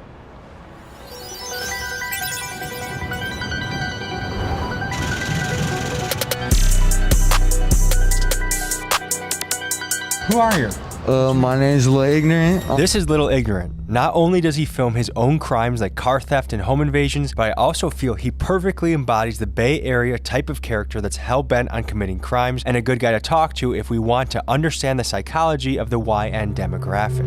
Hood, I'm the nigga in your car at 3 a.m. taking your shit through your house when you're not there, all that. What are you about? Crime, terrorism, freedom, you feel me? Just doing what we want to do. What kind of terrorism are you involved in? It's like doing bad shit with my thugs. Get into it. In the last 24 hours, what kind of activities have you been up to? Shit, bro. Hella shit. Stole this shit. Well, no, that was 48 hours ago. That was like 48 hours ago. Did some FedEx shit. This is a striker? This is a striker, yeah. It came up on the key. Look, right here, bro. Good hit and run. My nigga, Nobel. Slide through, Nobel. Think that's a Nobel Peace Prize? No, like Nobel, like no bond. Nigga, that's Tuan Le. That's Tuan Le. Throughout our time with Little Ignorant, he frequently referenced Tuan Le, an Oakland police officer who was killed in the line of duty. Ignorant uses his photo to mock other cops and try and instigate high-speed chases. This is not a man that Ignorant knew personally or has ever actually encountered. So, out of respect for Tuan and his family, we decided to omit most of his references about him. Day-to-day life, what does your normal day look like? Shit, bro, I barely sleep, straight up, barely sleep, get to it, try to see if there's some recording shit, some shit to record for YouTube, if not, some shit to get some money. Is what you put on YouTube real? Yeah, all my shit real, on hood. Like you're literally just walking to someone's house? Not walking, we jogging a little bit, but yeah, we through there for sure. How come they don't just say, all right, Lieutenant Smith, yeah, we got another video posted, he says it's him. Like, how does that not just turn into evidence to put you away? They didn't start actually giving a till I started talking shit about Tuan Le, bruh. That's when they actually raided me. It's because you started talking about a dead cop and making fun of him. Yeah, that's when they actually started building up evidence, surveillancing me around. What were you put on an ankle monitor for?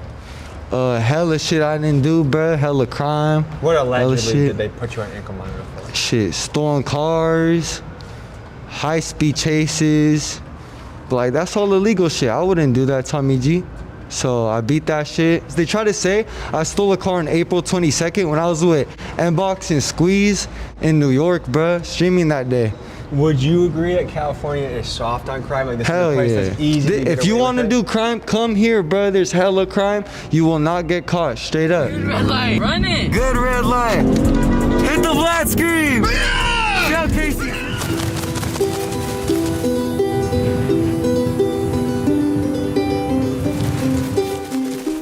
To understand how theft impacts the community in Oakland, we head to a 7-Eleven to speak to the owner of the store, who goes by AD, and his customers, both of which have dealt with getting robbed firsthand. So, of business owners you know in Oakland, what percentage of them are feeling the impacts of theft and robberies?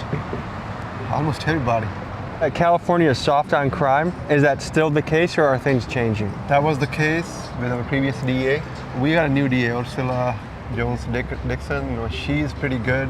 She's very fair, right? Things are changing on her behalf, but it's hard to control when there's a budget crisis, right? The cities are out of money. Police departments are outnumbered. The staffing is at the lowest levels. Around 600 police officers right now at City of Oakland. We pay taxes. Extreme amount, right? Right. You pay some of the highest in the country. In the country, right? Yeah. Public safety should not be a wish list. It should be given. A lot of major franchisers left the city, like In-N-Out left, Walmart closed its doors, mom and pop stores are going out of the business, right? Folks, AD here is absolutely right. According to TheStreet.com, store owners nationwide have seen theft spike 93% when you compare the numbers from 2019 to 2023. Mom and pop shops, which are the backbones of a community, are getting crushed the hardest. A massive group of thieves hit a mom and pop shop in Oakland, plus the arrests local authorities have made in connection to some of the recent Bay Area retail robberies. Many of the small businesses that once gave these communities their personality have vanished. And that's because they don't have the corporate wallets to absorb insurance hikes, inventory losses, and new security costs all at once. And even though the big box stores don't tug at our heartstrings in the same way, when they close, it really hurts a community. Just look at Chicago. When multiple Walmarts pulled out of the hood due to theft issues, neighborhoods that already struggle to access healthy food were left with even fewer options and fewer jobs. Big hit to the community because, I mean, Walmart have great prices, honestly, so it appears we're seeing a cycle where neighborhoods get robbed twice. First, when someone decides to steal from the store, and again when that store decides to leave forever. Insurance companies don't want to cover. You know, like once you report few incidents, they will cut you off. So you have to pick and choose when you report your robberies to insurance. We don't even, go out and put every claim out there for insurance companies in the fear of losing insurance. Isn't that kind of crazy? Last 4 years, I have a different insurance company every year. And has that price gone up for you? The prices are almost double. And that hurts local people that are law-abiding because the price of goods probably go up too, right? Inflation is killing. Yeah, I got my purse snatched, but they spit off so fast. But it happened once. But it doesn't happen a lot to me because I'm from the hood, It made me feel irritated being that I'm from here, And so it was very irritating, but it's getting so wild that you don't even know who is who no more. So it's like you can't follow up or do anything about it. I think there needs to be harsher punishments for things like that. Yeah, there's nothing happening about this stuff. Exactly. Yeah. And one thing about all these robberies is it creates a zero trust society where you don't know that guy could be a robber, that person could be a robber. What do you think it does to a community if you don't know who to trust? I think it separates people because I know I go through that. Like teenagers, they dress a certain way, and if you see a teenager dressed in a way that usually people who rob dress like. Let me just fill in the blanks. Ski masks, gloves, yes. Nike Techs. Yes. Oh my God. Purple jeans. Yeah. I'd be scared crossing the street. Get away from me, nigga. It's like a lot of these are 15-year-olds, 16-year-olds and older. Why do you think they're so hell-bent on stealing as a way to make money?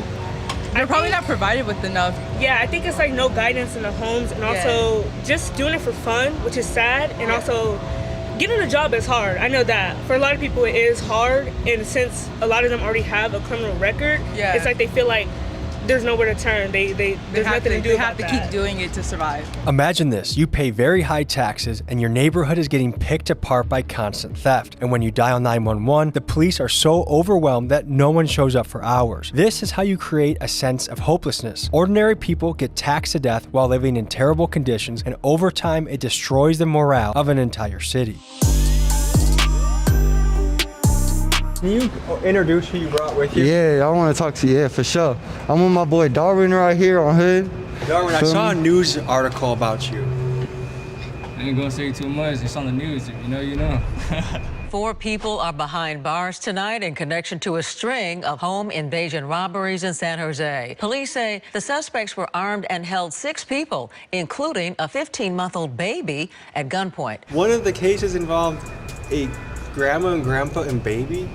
Mm-hmm. That's fucking insane.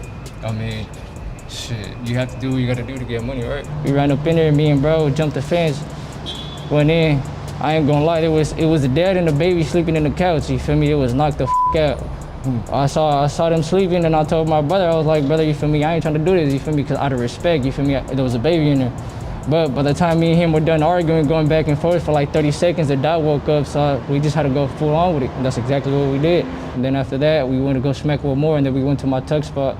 For me, we had hella shit in the car, hella. I done came up on like 15 bands that day. That was a good day for me. That was a light day. So was it worth putting a baby at gunpoint simply to get a couple sweatshirts? No, because for me, I felt bad, but yeah, you feel me, we got money out of it. We got hella money out of that house, so it's like. Do you ever have nightmares where you wake up and it's like, oh, what did I do? Like you reenact moments that are kind I of feel dark? bad, yeah, most definitely. Every time I think about it, I done run into so many houses I can't even count on my own hands and feet. How do you pick which house you want to go into? But honestly, shout out to Asians. I love my Asians. Chinky, we need our bucks. The same guy that we interviewed 2 days ago that allegedly did home invasions, he says he targets Asians as well. Looking for like some decently good cars, some cars you'll see a typical Asian in. You'll see them when they leave, when they come home. For a separate episode I was working on, I interviewed another home invader that works in some of the same areas as this guy, and he also mentioned that he targets Asian people specifically. This caught my attention, so I wanted to understand what makes them say that. The Buddha's outside the crib too, for sure. He said the same thing. You guys know each other? Do not leave Buddha's outside your crib, bro. Buddha's, anything Buddha religious, we going in yours. We in that shit, flipping mattresses, in your fridge, drinking your orange juice. You've eaten someone's food in their fridge while home invading them? Niggas be going days without eating, so when I go up in the house, when I was young, Nigga, I'm on EBT right now, nigga. Okay, let's talk about that. So what was your childhood like if there was days without you eating? Sleeping in the car, be on my niggas smoking every day, going out car checking, bipping, stealing cars, Kodak, purse snatches, home invasions. Do you guys have any loot from your recent last day or two? Got some of this. Good little backpack, you feel me? Good little backpack on here. Children's backpack for school. We got some markers to go vandalize some shit. We got some markers. It's just multiplying the crime. We get this. We could put the shit that we vandalize shit with in the backpack and then vandalize with this backpack. What do you guys think about taking a backpack that a child used to go to school with? Bruh, car seats cost hella money. We sell that shit. How many of you had a strong dad in your life? That nigga.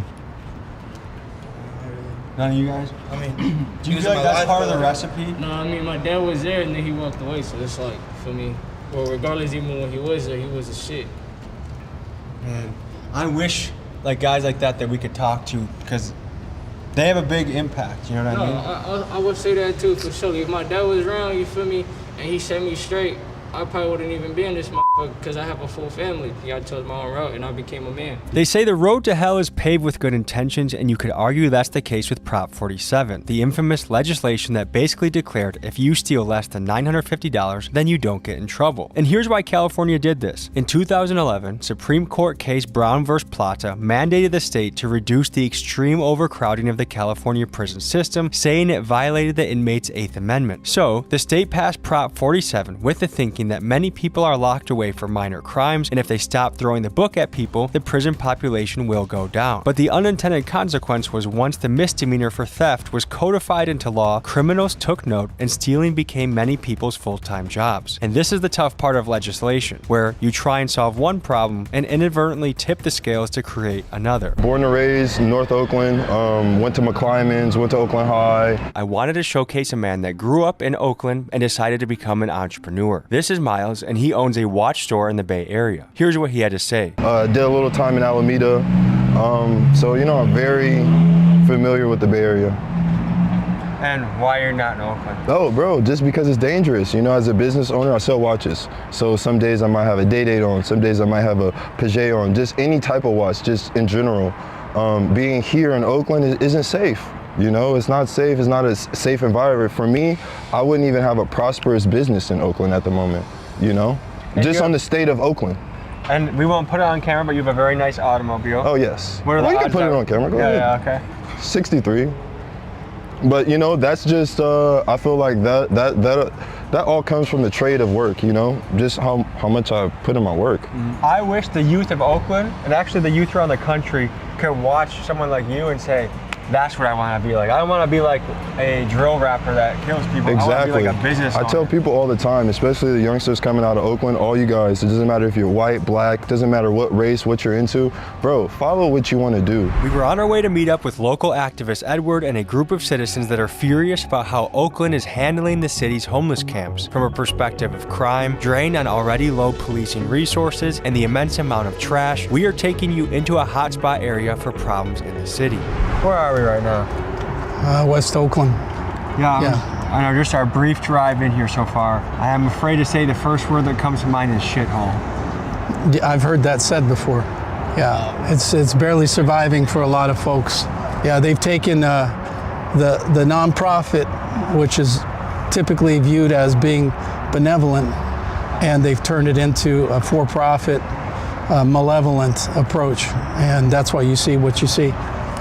I think maybe the first thing that stands out about the nonprofit approach is it's not results driven at all. You've only funneled more money into it and the problem has only gotten worse. Right, because they want to perpetuate their existence. Why would they want to put themselves out of business? Right now we're surrounded, as far as the eye can see, different blocks are basically homeless, ramshackle camps. Correct. And illegal dumping as well. Yeah. I would imagine an extreme amount of mental illness. Mental illness, also you have drug addiction. Do you want to show us around a little bit? Yeah, we can take a walk over here so you could just see So as you can see, we're walking through it's vehicle after vehicle. I'm sure it's stashed here every night. You have guys on forklifts trying to actually do a job. So what do you feel as a resident or someone that grew up in Oakland, when you look around and you see your city, elements of it are a garbage dump infested with fentanyl and poop and stealing? Like, what does it make you feel? How else can you feel but disgusted? And it's really tragic, but it's not necessary.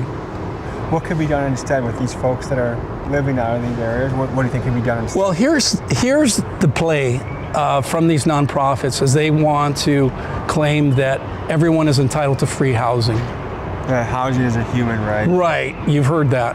What do you think about that? I mean, it's total bullshit. The reality is everyone needs to kick in and contribute in some way. Because someone has to build the house, someone has to put the toilets in, someone has to keep the roof. Who's paying for all that? Yeah. Taxpayers. When people picture America in their head and then they see this, they wonder, what the hell happened here? This is not America, just like the song says. Yeah, what do you think about all this? Al, I'm the warehouse manager. I've been working for Jace Mahmouz for approximately 10 years. I've seen a lot of deaths here. You know that, right? A lot of deaths. They wrapped up some guy in the carpet and they threw him out on the corner. I see a lot of looting. I see stealing the wires, causing fires, a lot of rivalries. So how long has this place been a shithole? Since I started in 2016, 2015. Has it gotten better, worse? No, it's gotten worse. Worse? Okay. So you have nowhere to go, I don't think. So you're a hardworking man, you've been here over 10 years. What do you think about your tax dollars in a way contributing towards this? I don't understand. I think like the homeless, if you're homeless, when I was homeless at one point, that's my story.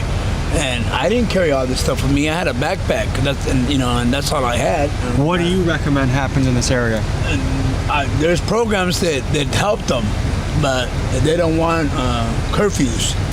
They want to be able to live on the street and be able to do their drugs. If they're in a program like I was, the door shut down on you at 6. Would I be able to send one of my camera guys with you to drive around? You want to hop in a car with him? Yes, sir. How's it going, man? What do you feel like is making it worse? The city of Oakland doesn't care.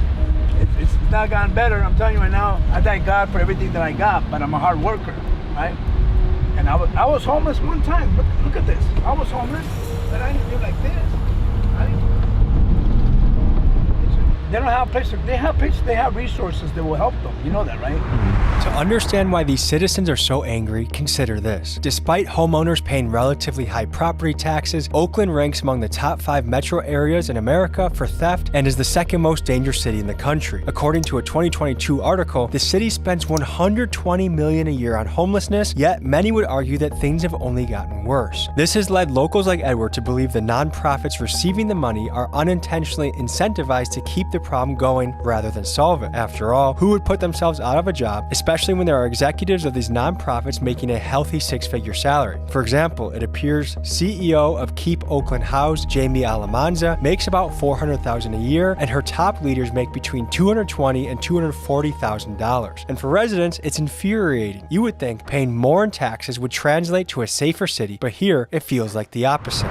Certainly out here in West Oakland and Oakland, some parts of East Oakland as well, it is this homelessness problem and allowing or enabling these people to live in the street in squalor and really offering to assist them to keep them in this place. It's a fake assistance. Yeah, rather than really taking care of their needs and helping them in the community. And they've squandered literally billions of dollars. And so they've accomplished their objective, and it was to reduce police staffing. They deny about the defunding, but look at the numbers. The numbers at one time were 850, and now active officers on the streets, you're looking at less than 500 actually. Yeah, it's 310 are patrol officers right now. So that's the minimum they need to survive, and then the rest of the back office takes it up to 507, which is where they are at today. And what we have right now is 240 officers on patrol in the streets. We have over 3,000 911 calls each and every day. And at any given moment, we only have 30 to 35 officers responding to those emergency calls. So it's literally impossible to keep up with all the 911 calls. Yes, the Democratic Socialists of America are pushing forward. Well, look at what it actually implements like on the ground. In Oakland, we are ground zero. No public safety. Our stores are being robbed and rammed and targeted, repeated robbing. We have stolen vehicles by the thousands that are used to rammed into storefronts, and businesses are struggling. When we don't have a business base that's thriving, there's no revenue from sales tax revenue to support other essential services. It's a cycle that's spiraling downward, and the elected officials take our taxpayer money and not have any accountability or any results, and it's all a false narrative. Somebody's taking the money, and it's not for the goodness of the residents or the most vulnerable. It's all for corruption, and a lot of them are non-profit that are really benefiting from the suffering of people on the streets. They need to be out here with us and answer to our concerns, but they're not here. Hey, how are you? Hello. Good, how are you guys? Good. What's going on? Some Oakland activists that are wanting more accountability from the mayor. Okay. And basically the people wasting money, and because there's a lot of people pay a lot of taxes here. And not helping. And not helping people on the streets. Oh yeah, they stole all the money. So the numbers are that Oakland in the last 3 years has spent about $1 billion helping the community with homelessness, drug addiction. Do you feel like you've felt the impact of that $1 billion? You know, most of this shit is like donated. They're not paying for it. It's even going on after they've shut us down, put us out, asked us to leave, and then put us in places where you can't have company. I can't cook myself a snack. I can't do anything, but you want me to call this home. So you're set up to fail, basically. Oh, for sure. Yeah. I think what really hurts is a lot of us feel like we're watching the downfall of America. And it started off in slow motion, and in some ways it feels like it's just speeding up. And it's really sad because there are a lot of people that bust their ass in this country. People that are absolutely hustling to try and just live and survive and raise kids and buy a house. Where's the sense of, we're not going to build a perfect utopia in this country, but America's the country where you can make it and you can do well. And our taxes just keep going up, but the standard of living is getting lower. How is that even possible? Little Ignorant called us up and said he wanted to show us what it looked like when he went on a police chase. So he strapped on his GoPro, and this is the footage we later got.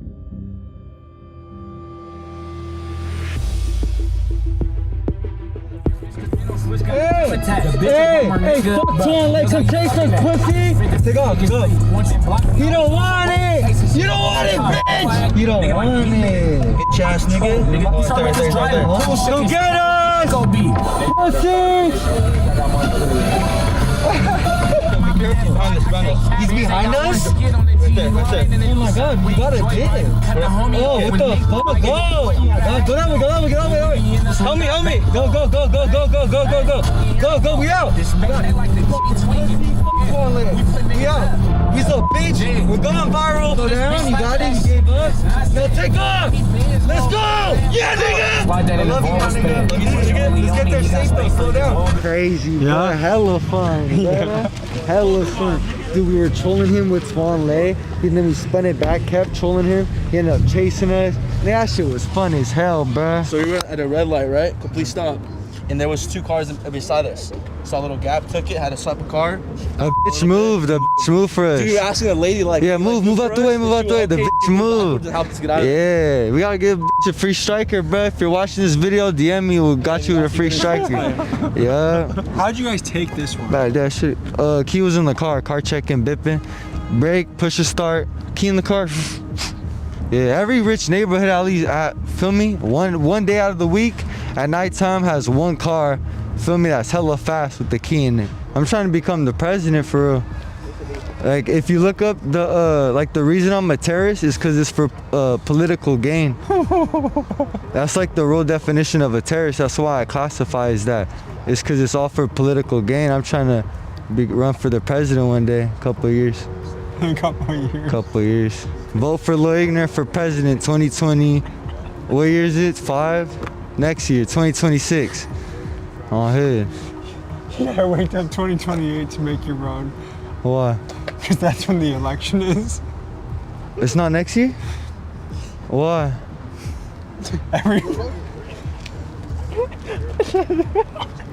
When is it? It's not every year? 4 years. 4 years? For president? Well, I'm happy I got to meet you. So yeah, happy I got to meet you, so much, brother. For sure. Folks, thanks for tuning in. This was a wild ride. Lil Ignorant, anything you gotta leave him with?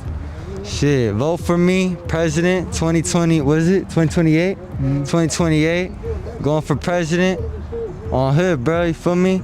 Vote Lil Ignorant 2028. Yeah. I'll see you guys next week. Peace. On hood. Oh my God, this is serious. Hello folks, I'm Tommy G. Today I'm in the Lord's country, Eastern Tennessee, Appalachia. My name is Shaka Hustle, man, and in East Tennessee, we will protect these kids. Yay! Yay! What's happening? What? We come from Southern Appalachia, put a church on every block. If you try to harm our kids, we'll take you down with 30 shots. Cause it's Southern Appalachia, Lord protect us with this block. Cause we will protect these kids, make it count with every shot. It's the way of life we live, and we're strong in all. Is that your first drink? 12 years old? Yeah, and I smoked my first when I was 5. What do you picture when you think of the most redneck place in America? Perhaps you picture rural Alabama or somewhere near the Florida Everglades. What I picture is Eastern Tennessee, located smack dab in Appalachia. This place is country, the Lord's country. Here you're liable to find a gun in damn near every house, and it's not uncommon to still spot a Confederate flag flying. It's a place where gas stations sell an awful lot of chewing tobacco, and the boys in this town drive trucks. In this episode, I meet with local resident rapper, Shaka Hustle, man. Here's what this kid sounds like. Get the stick like I'm bound to make a spear. What? I knock your ass straight the fuck up out of here. Pussy talking shit cause he think he in the clear. Step through the creek like I'm running from bloodhounds. It's a fun town, you get gunned down. Ways of the world, I be sicker than syphilis. The mark of the beast when I reminisce. In this episode, we shoot guns, get mud on our boots, and meet the local folks. Everything you see is for educational purposes only. Let's giddy up.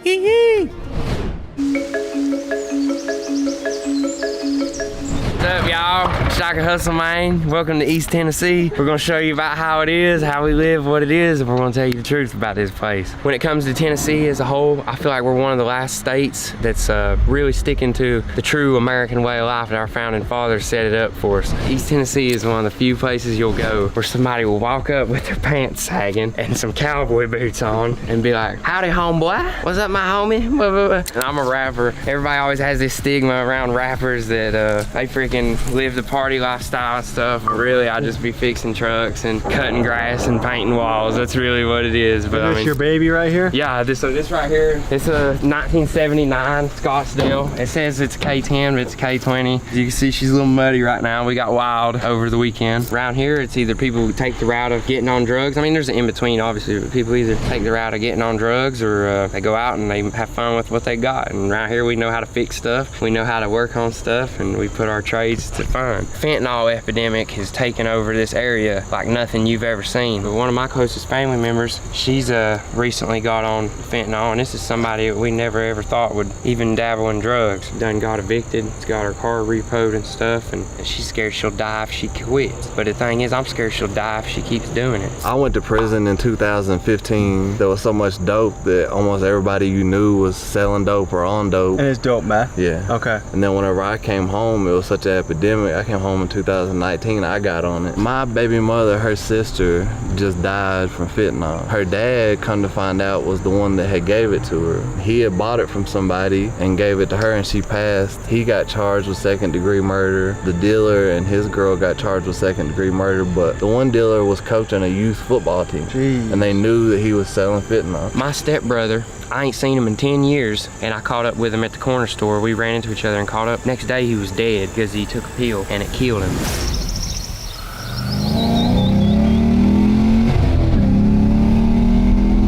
Had to do a quick little pull. That's got some zip to it, huh? Yes, he does. The town we're in, Elizabethton, is a really old town. A big news channel one time said that this was the best area to move to, and everybody was pissed about that because now you got a lot of people from Florida, California move here trying to get away from, I guess, city life.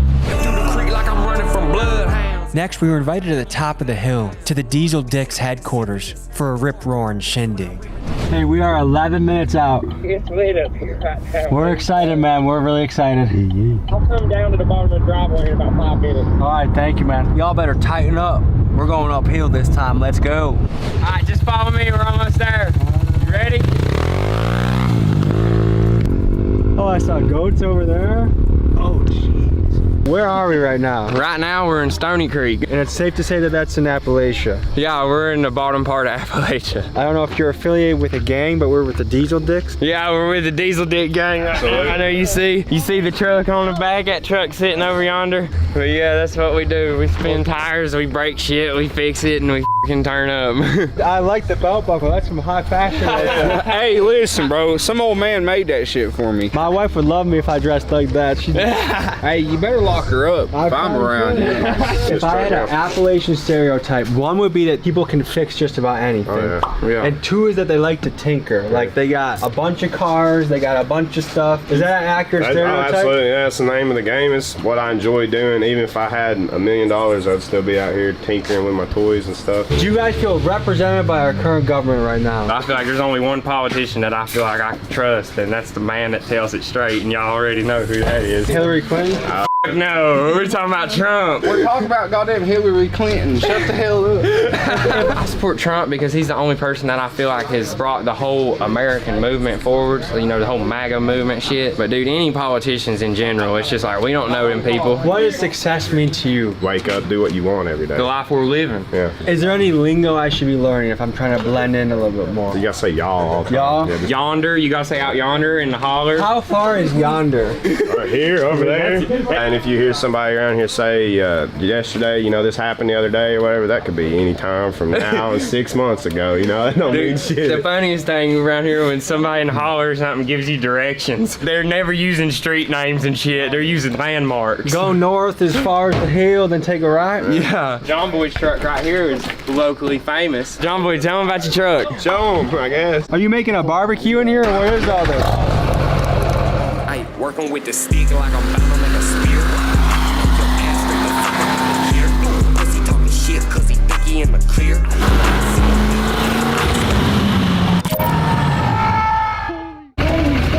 You gotta drive that home. You're supposed to tell us about it. Oh, you ever burned up? I've never burned out in my life. Get in. Can the car blow up if I do this? I mean, it ain't gonna like hurt nobody. It's fine. Don't worry about it. Alright. We only got one tire left. Wait, we only have one tire on this truck? Well, I mean, it's got two, but the one's popped. Alright, right here is good. Give it quite a bit of brake and start easing in the throttle. We're gonna blow up. Oh my. It's gonna pop. Keep going. Hold it to the floor. I'm gonna give it a second. Oh my God, this is serious. Did I just explode a tire? You sure did. You wanna get out, look? Holy fucking shit. Oh my God. You're a redneck now.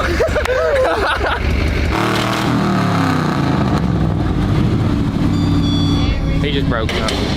We gotta have a moment of silence. I mean, we's all riled up, but. Let's see what you got. I'ma walk me 100 miles, I'ma do the dirt and I'ma handle work every day. I'ma slow down, here we go now, then relocate a hoe straight to her face. I'm serious, come around like you're curious. I'ma put my little bitch in the years. I'ma settle my family tears and still before mine, I'ma settle all yours. I'm cut from a different cloth, I can fly like a moth, and y'all just get you off the block. Whoa. I ain't gonna hit you. You wanna drink? I'll take a little sippity. Oh no! Tommy G! Yeah! I'm drunker than but I'll tell you what, fuck them is the important lesson, because listen, dude, people are gonna with your ass, and if you just say fuck them, it ain't gonna bother you, man. Hey, listen, I was 12 years old and I threw up on Maple because my daddy said, "You think you're a goddamn man? Go ahead, go ahead." Was that your first drink? 12 years old? Yeah, and I smoked my first blunt when I was 5. When people think a rapper in their head, you're not the first image that they stereotype. Do you think you can change that? And do you think the game is missing some new flavor? Rap is so broad. Anybody who can talk can rap. There's a stereotype around us. I got you on the next one. One more. That we're a bunch of. There's a stereotype around us that we're a bunch of dumb hillbillies. But anybody can come up here tonight and have fun. Here we go. We got a goddamn carrot.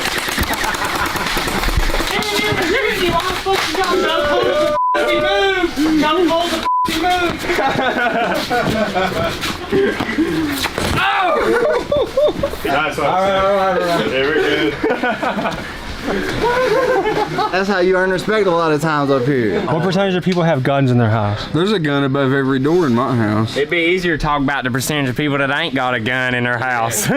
What the f if somebody was to break in? What the f you gonna do? If you throw him down, he gonna get back up and shoot your ass. And when you got kids, it makes a different thing. Once you have a kid, you gotta keep a gun. You call the goddamn police, they gonna be there in f***ing 10 to 20 minutes. You got a goddamn 12 gauge, that motherfucker gonna be there right now. What's that tattoo on your knuckles, man? Right, this RHEC, raise hell and eat cornbread, dude. I got the state of Tennessee. I got this shit done in a kitchen, bro. Fuck yeah, this was done in the kitchen. This shit was done in a fucking trailer run by a generator. The stereotypes from outside of this state ain't right. People take up for each other no matter what skin color, no matter where you're from. What do you think the stereotypes are? People act like a lot of mountaintop hick people and stuff in our area are incest, drug addicted, racist. Yeah, racist. I got a kid with a black girl. Yeah, my mom's black, dude, believe it or not. Like, there ain't nothing to it. Skin color ain't nothing different than your hair color, bro. Genetics is genetics. We're all human beings. There's shitty human beings and good human beings in every race, hair color, state, no matter what it is, bro. Trying to split this nation up. When the people come together and unify, that's when the government gets scared of us, dude. Look at 1776. Woohoo! Yeah. All right, folks. It's time to go to sleep. We'll see you in the morning. I think we're about to hang out with what they call the Tennessee Taliban. I don't know, I have to ask them. But we're gonna make sure our ears are protected. We're gonna get some earplugs and some watermelon, some fruits that we can shoot. Let's get it. Bitch, hot. Smoke some.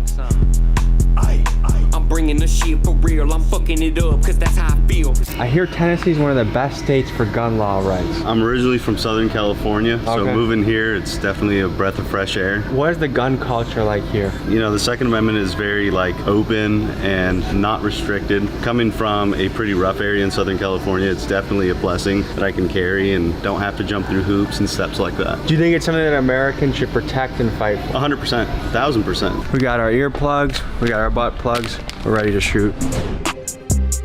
I was a country boy, now I'm a country king. Tennessee has some of the most pro-gun, pro-Second Amendment gun laws in the United States, so we decided to get educated and learn more about the gun culture here. Now run a whole 100 bands up quick as a bitch. What are the gun laws like in Tennessee? They're easy. It's called constitutional carry. As a Tennessee resident, you have the right with a driver's license to conceal or open carry any weapon within the state. And that goes from pistol to shotgun to AR Anything. to... How do you prove that I'm not crazy, that you're not putting... You have to pass a background check. You answer all these questions on this form. If you do not answer truthfully, it's a felony. And then from this, I run your background. And it goes through 5 different divisions. Are you a fugitive from justice. I'm not, but you are, right? Yeah. Just like anything, like 99% of people that buy guns are gonna be good gun-holding people, but then there's the crazies, the Columbines. How do you stop that from happening? Well, you can't really stop it from happening if somebody's going to come in and lie about it, but we pretty much have a good idea. We have the right to refuse anybody to buy a gun. We just had somebody that signed up to take a class with us. We didn't feel comfortable with the individual, and we gave her her money back and won't even let her take the class. They were twitching a little too much. I went to a gun safety class recently. I got my concealed carry, but I'm scared to buy one because I sleepwalk sometimes and I don't want to wake up and accidentally take out my family. But I kind of do want a pistol. I live in Milwaukee where it's a little, but I have dreams sometimes where like someone's in my house and I'm running to go get them. I don't want to accidentally wake up and in the middle, you know what I mean? No. No? We probably refuse to sell you a gun. Okay. We left this gun store and met up with Shaka and his friends to shoot completely legal guns. Thank you, YouTube. So what do we got on the table here? This is a Palmetto State dagger. These are my carry guns right here. These are also Glocks. But this right here is a Glock 19. This is my home defense because it's got the laser and the flashlight. This was actually given to me by somebody who was murdered literally a week after they gave us to me.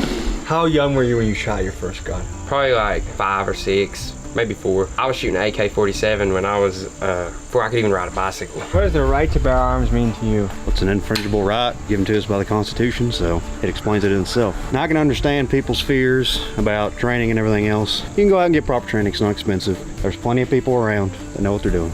They can teach everybody. Maybe we drink a little bit before we start shooting. Have you guys got some Bud Lights we could drink?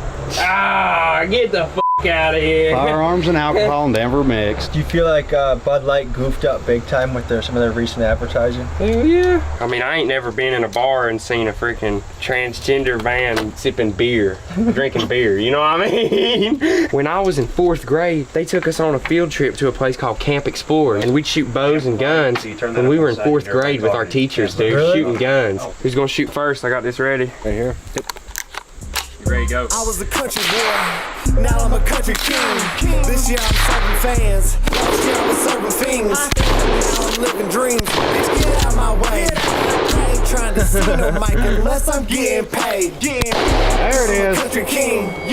Do you feel like this part of the country's been forgotten about a little bit or is underrepresented? I would agree. In all fairness, I feel like the state of Franklin would have been a cool idea if that ever stayed into history. I think the state of Franklin? Yeah. Benjamin Franklin. Mm-hmm. They about in the 1800s, so they tried to establish the state of Franklin instead of the state of Tennessee, and it basically just incorporated the entire Appalachian mountain chain as one state. So I think that would be interesting. I mean, Tennessee's an okay state. We've got a decent state government. It's been all right. Could be do better. Do you feel like you're represented under the Biden administration? Well, no, not really. I mean, food prices, gas prices, unemployment, the debacle that is the southern border, the things they're doing in our educational system to our children, none of it's good. I've had some personal experiences in some of that. I went down to the southern border. I was on a border task force, I'll just leave it at that. Went down there and partnered with Texas, DPS and National Guard and did some work, and I saw your video on it. It's a disaster down there, you know as well as I do. We captured 2,300 people in 19 days and 4-mile stretch of border, and I would say about 85% was military-age males. And out of that 2,300 after their process, 750-ish were already convicted pedophiles, rapists, child molesters inside the United States. Because Trump said a controversial statement that they're not sending us their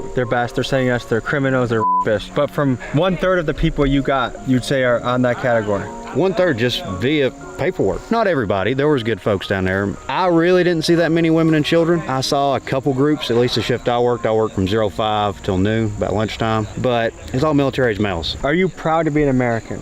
Of course. And do you feel like we're losing that in this country? Sadly, yeah. There's still a good core of people that are happy to be here, happy to be left alone. That's the big thing. Everybody just wants to be left alone. People just want to be left alone and allowed to have guns down their jeans, huh? Akimbo! This is my message to Joe Biden. You come try here, come to my property, man. That lady in a small town. Joe Biden. Yeah!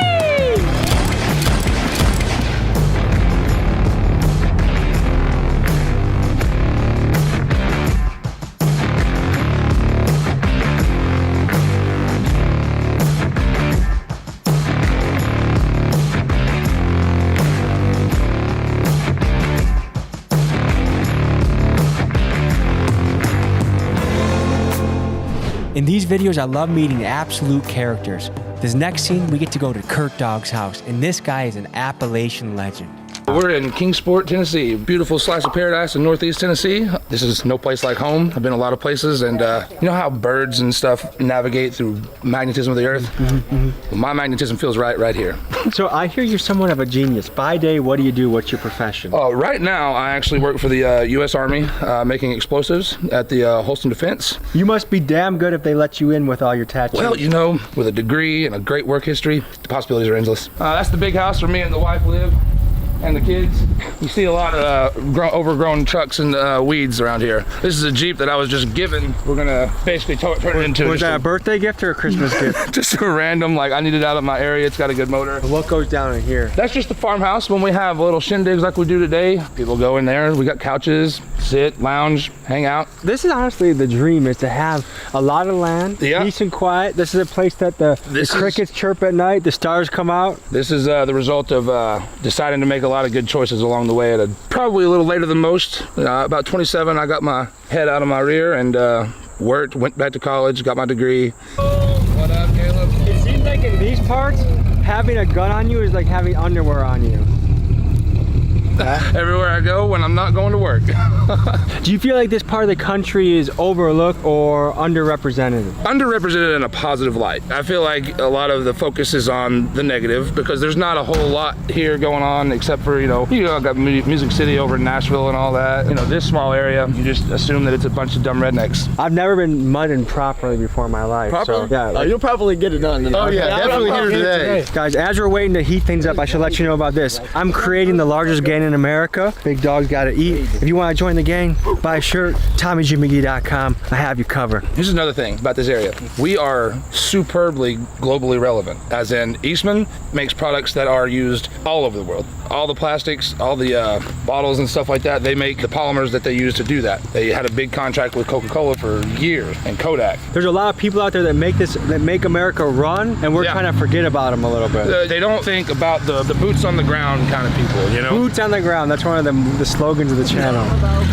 I was getting into Oak Ridge. Oak Ridge, that is where they refined the uranium for Fat Man and Little Boy. It's the bombs that were dropped on Hiroshima and Nagasaki. Oh, that was made in this area. Like Oak Ridge, they built an entire city that was, you know, nobody came in or out, but they did the thing there. They made the explosive ordnance that went into that. Yeah. Who wants to show the city boy like me how it's done? Hop in the truck. Hop in the truck. I might need to do a little carb tuning. Bitch, I'ma bounce back. I got a chef full of tools and a whole lot of parts in the frame and it's out back. I'ma build me a truck and no doubt that. Really building shit up on the scene. Bald head, look like Mr. Clean. Rolling super swappers, I'm the king. Rolling, we ain't off a beam. I've seen some Confederate symbology around here. It means something different to people. What does it mean to people? Going all the way back to then, you know, the North kind of controls everything and South wanted to run their own thing. You know, this slavery thing is terrible, awful.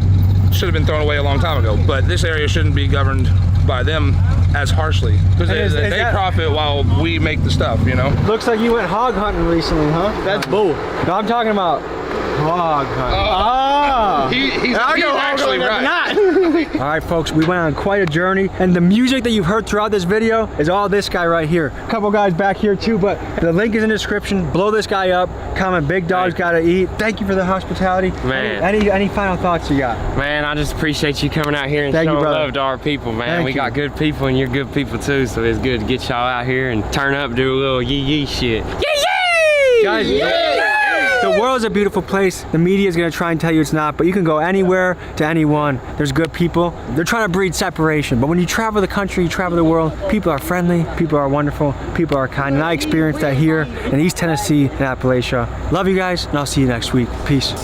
Y'all have a good one.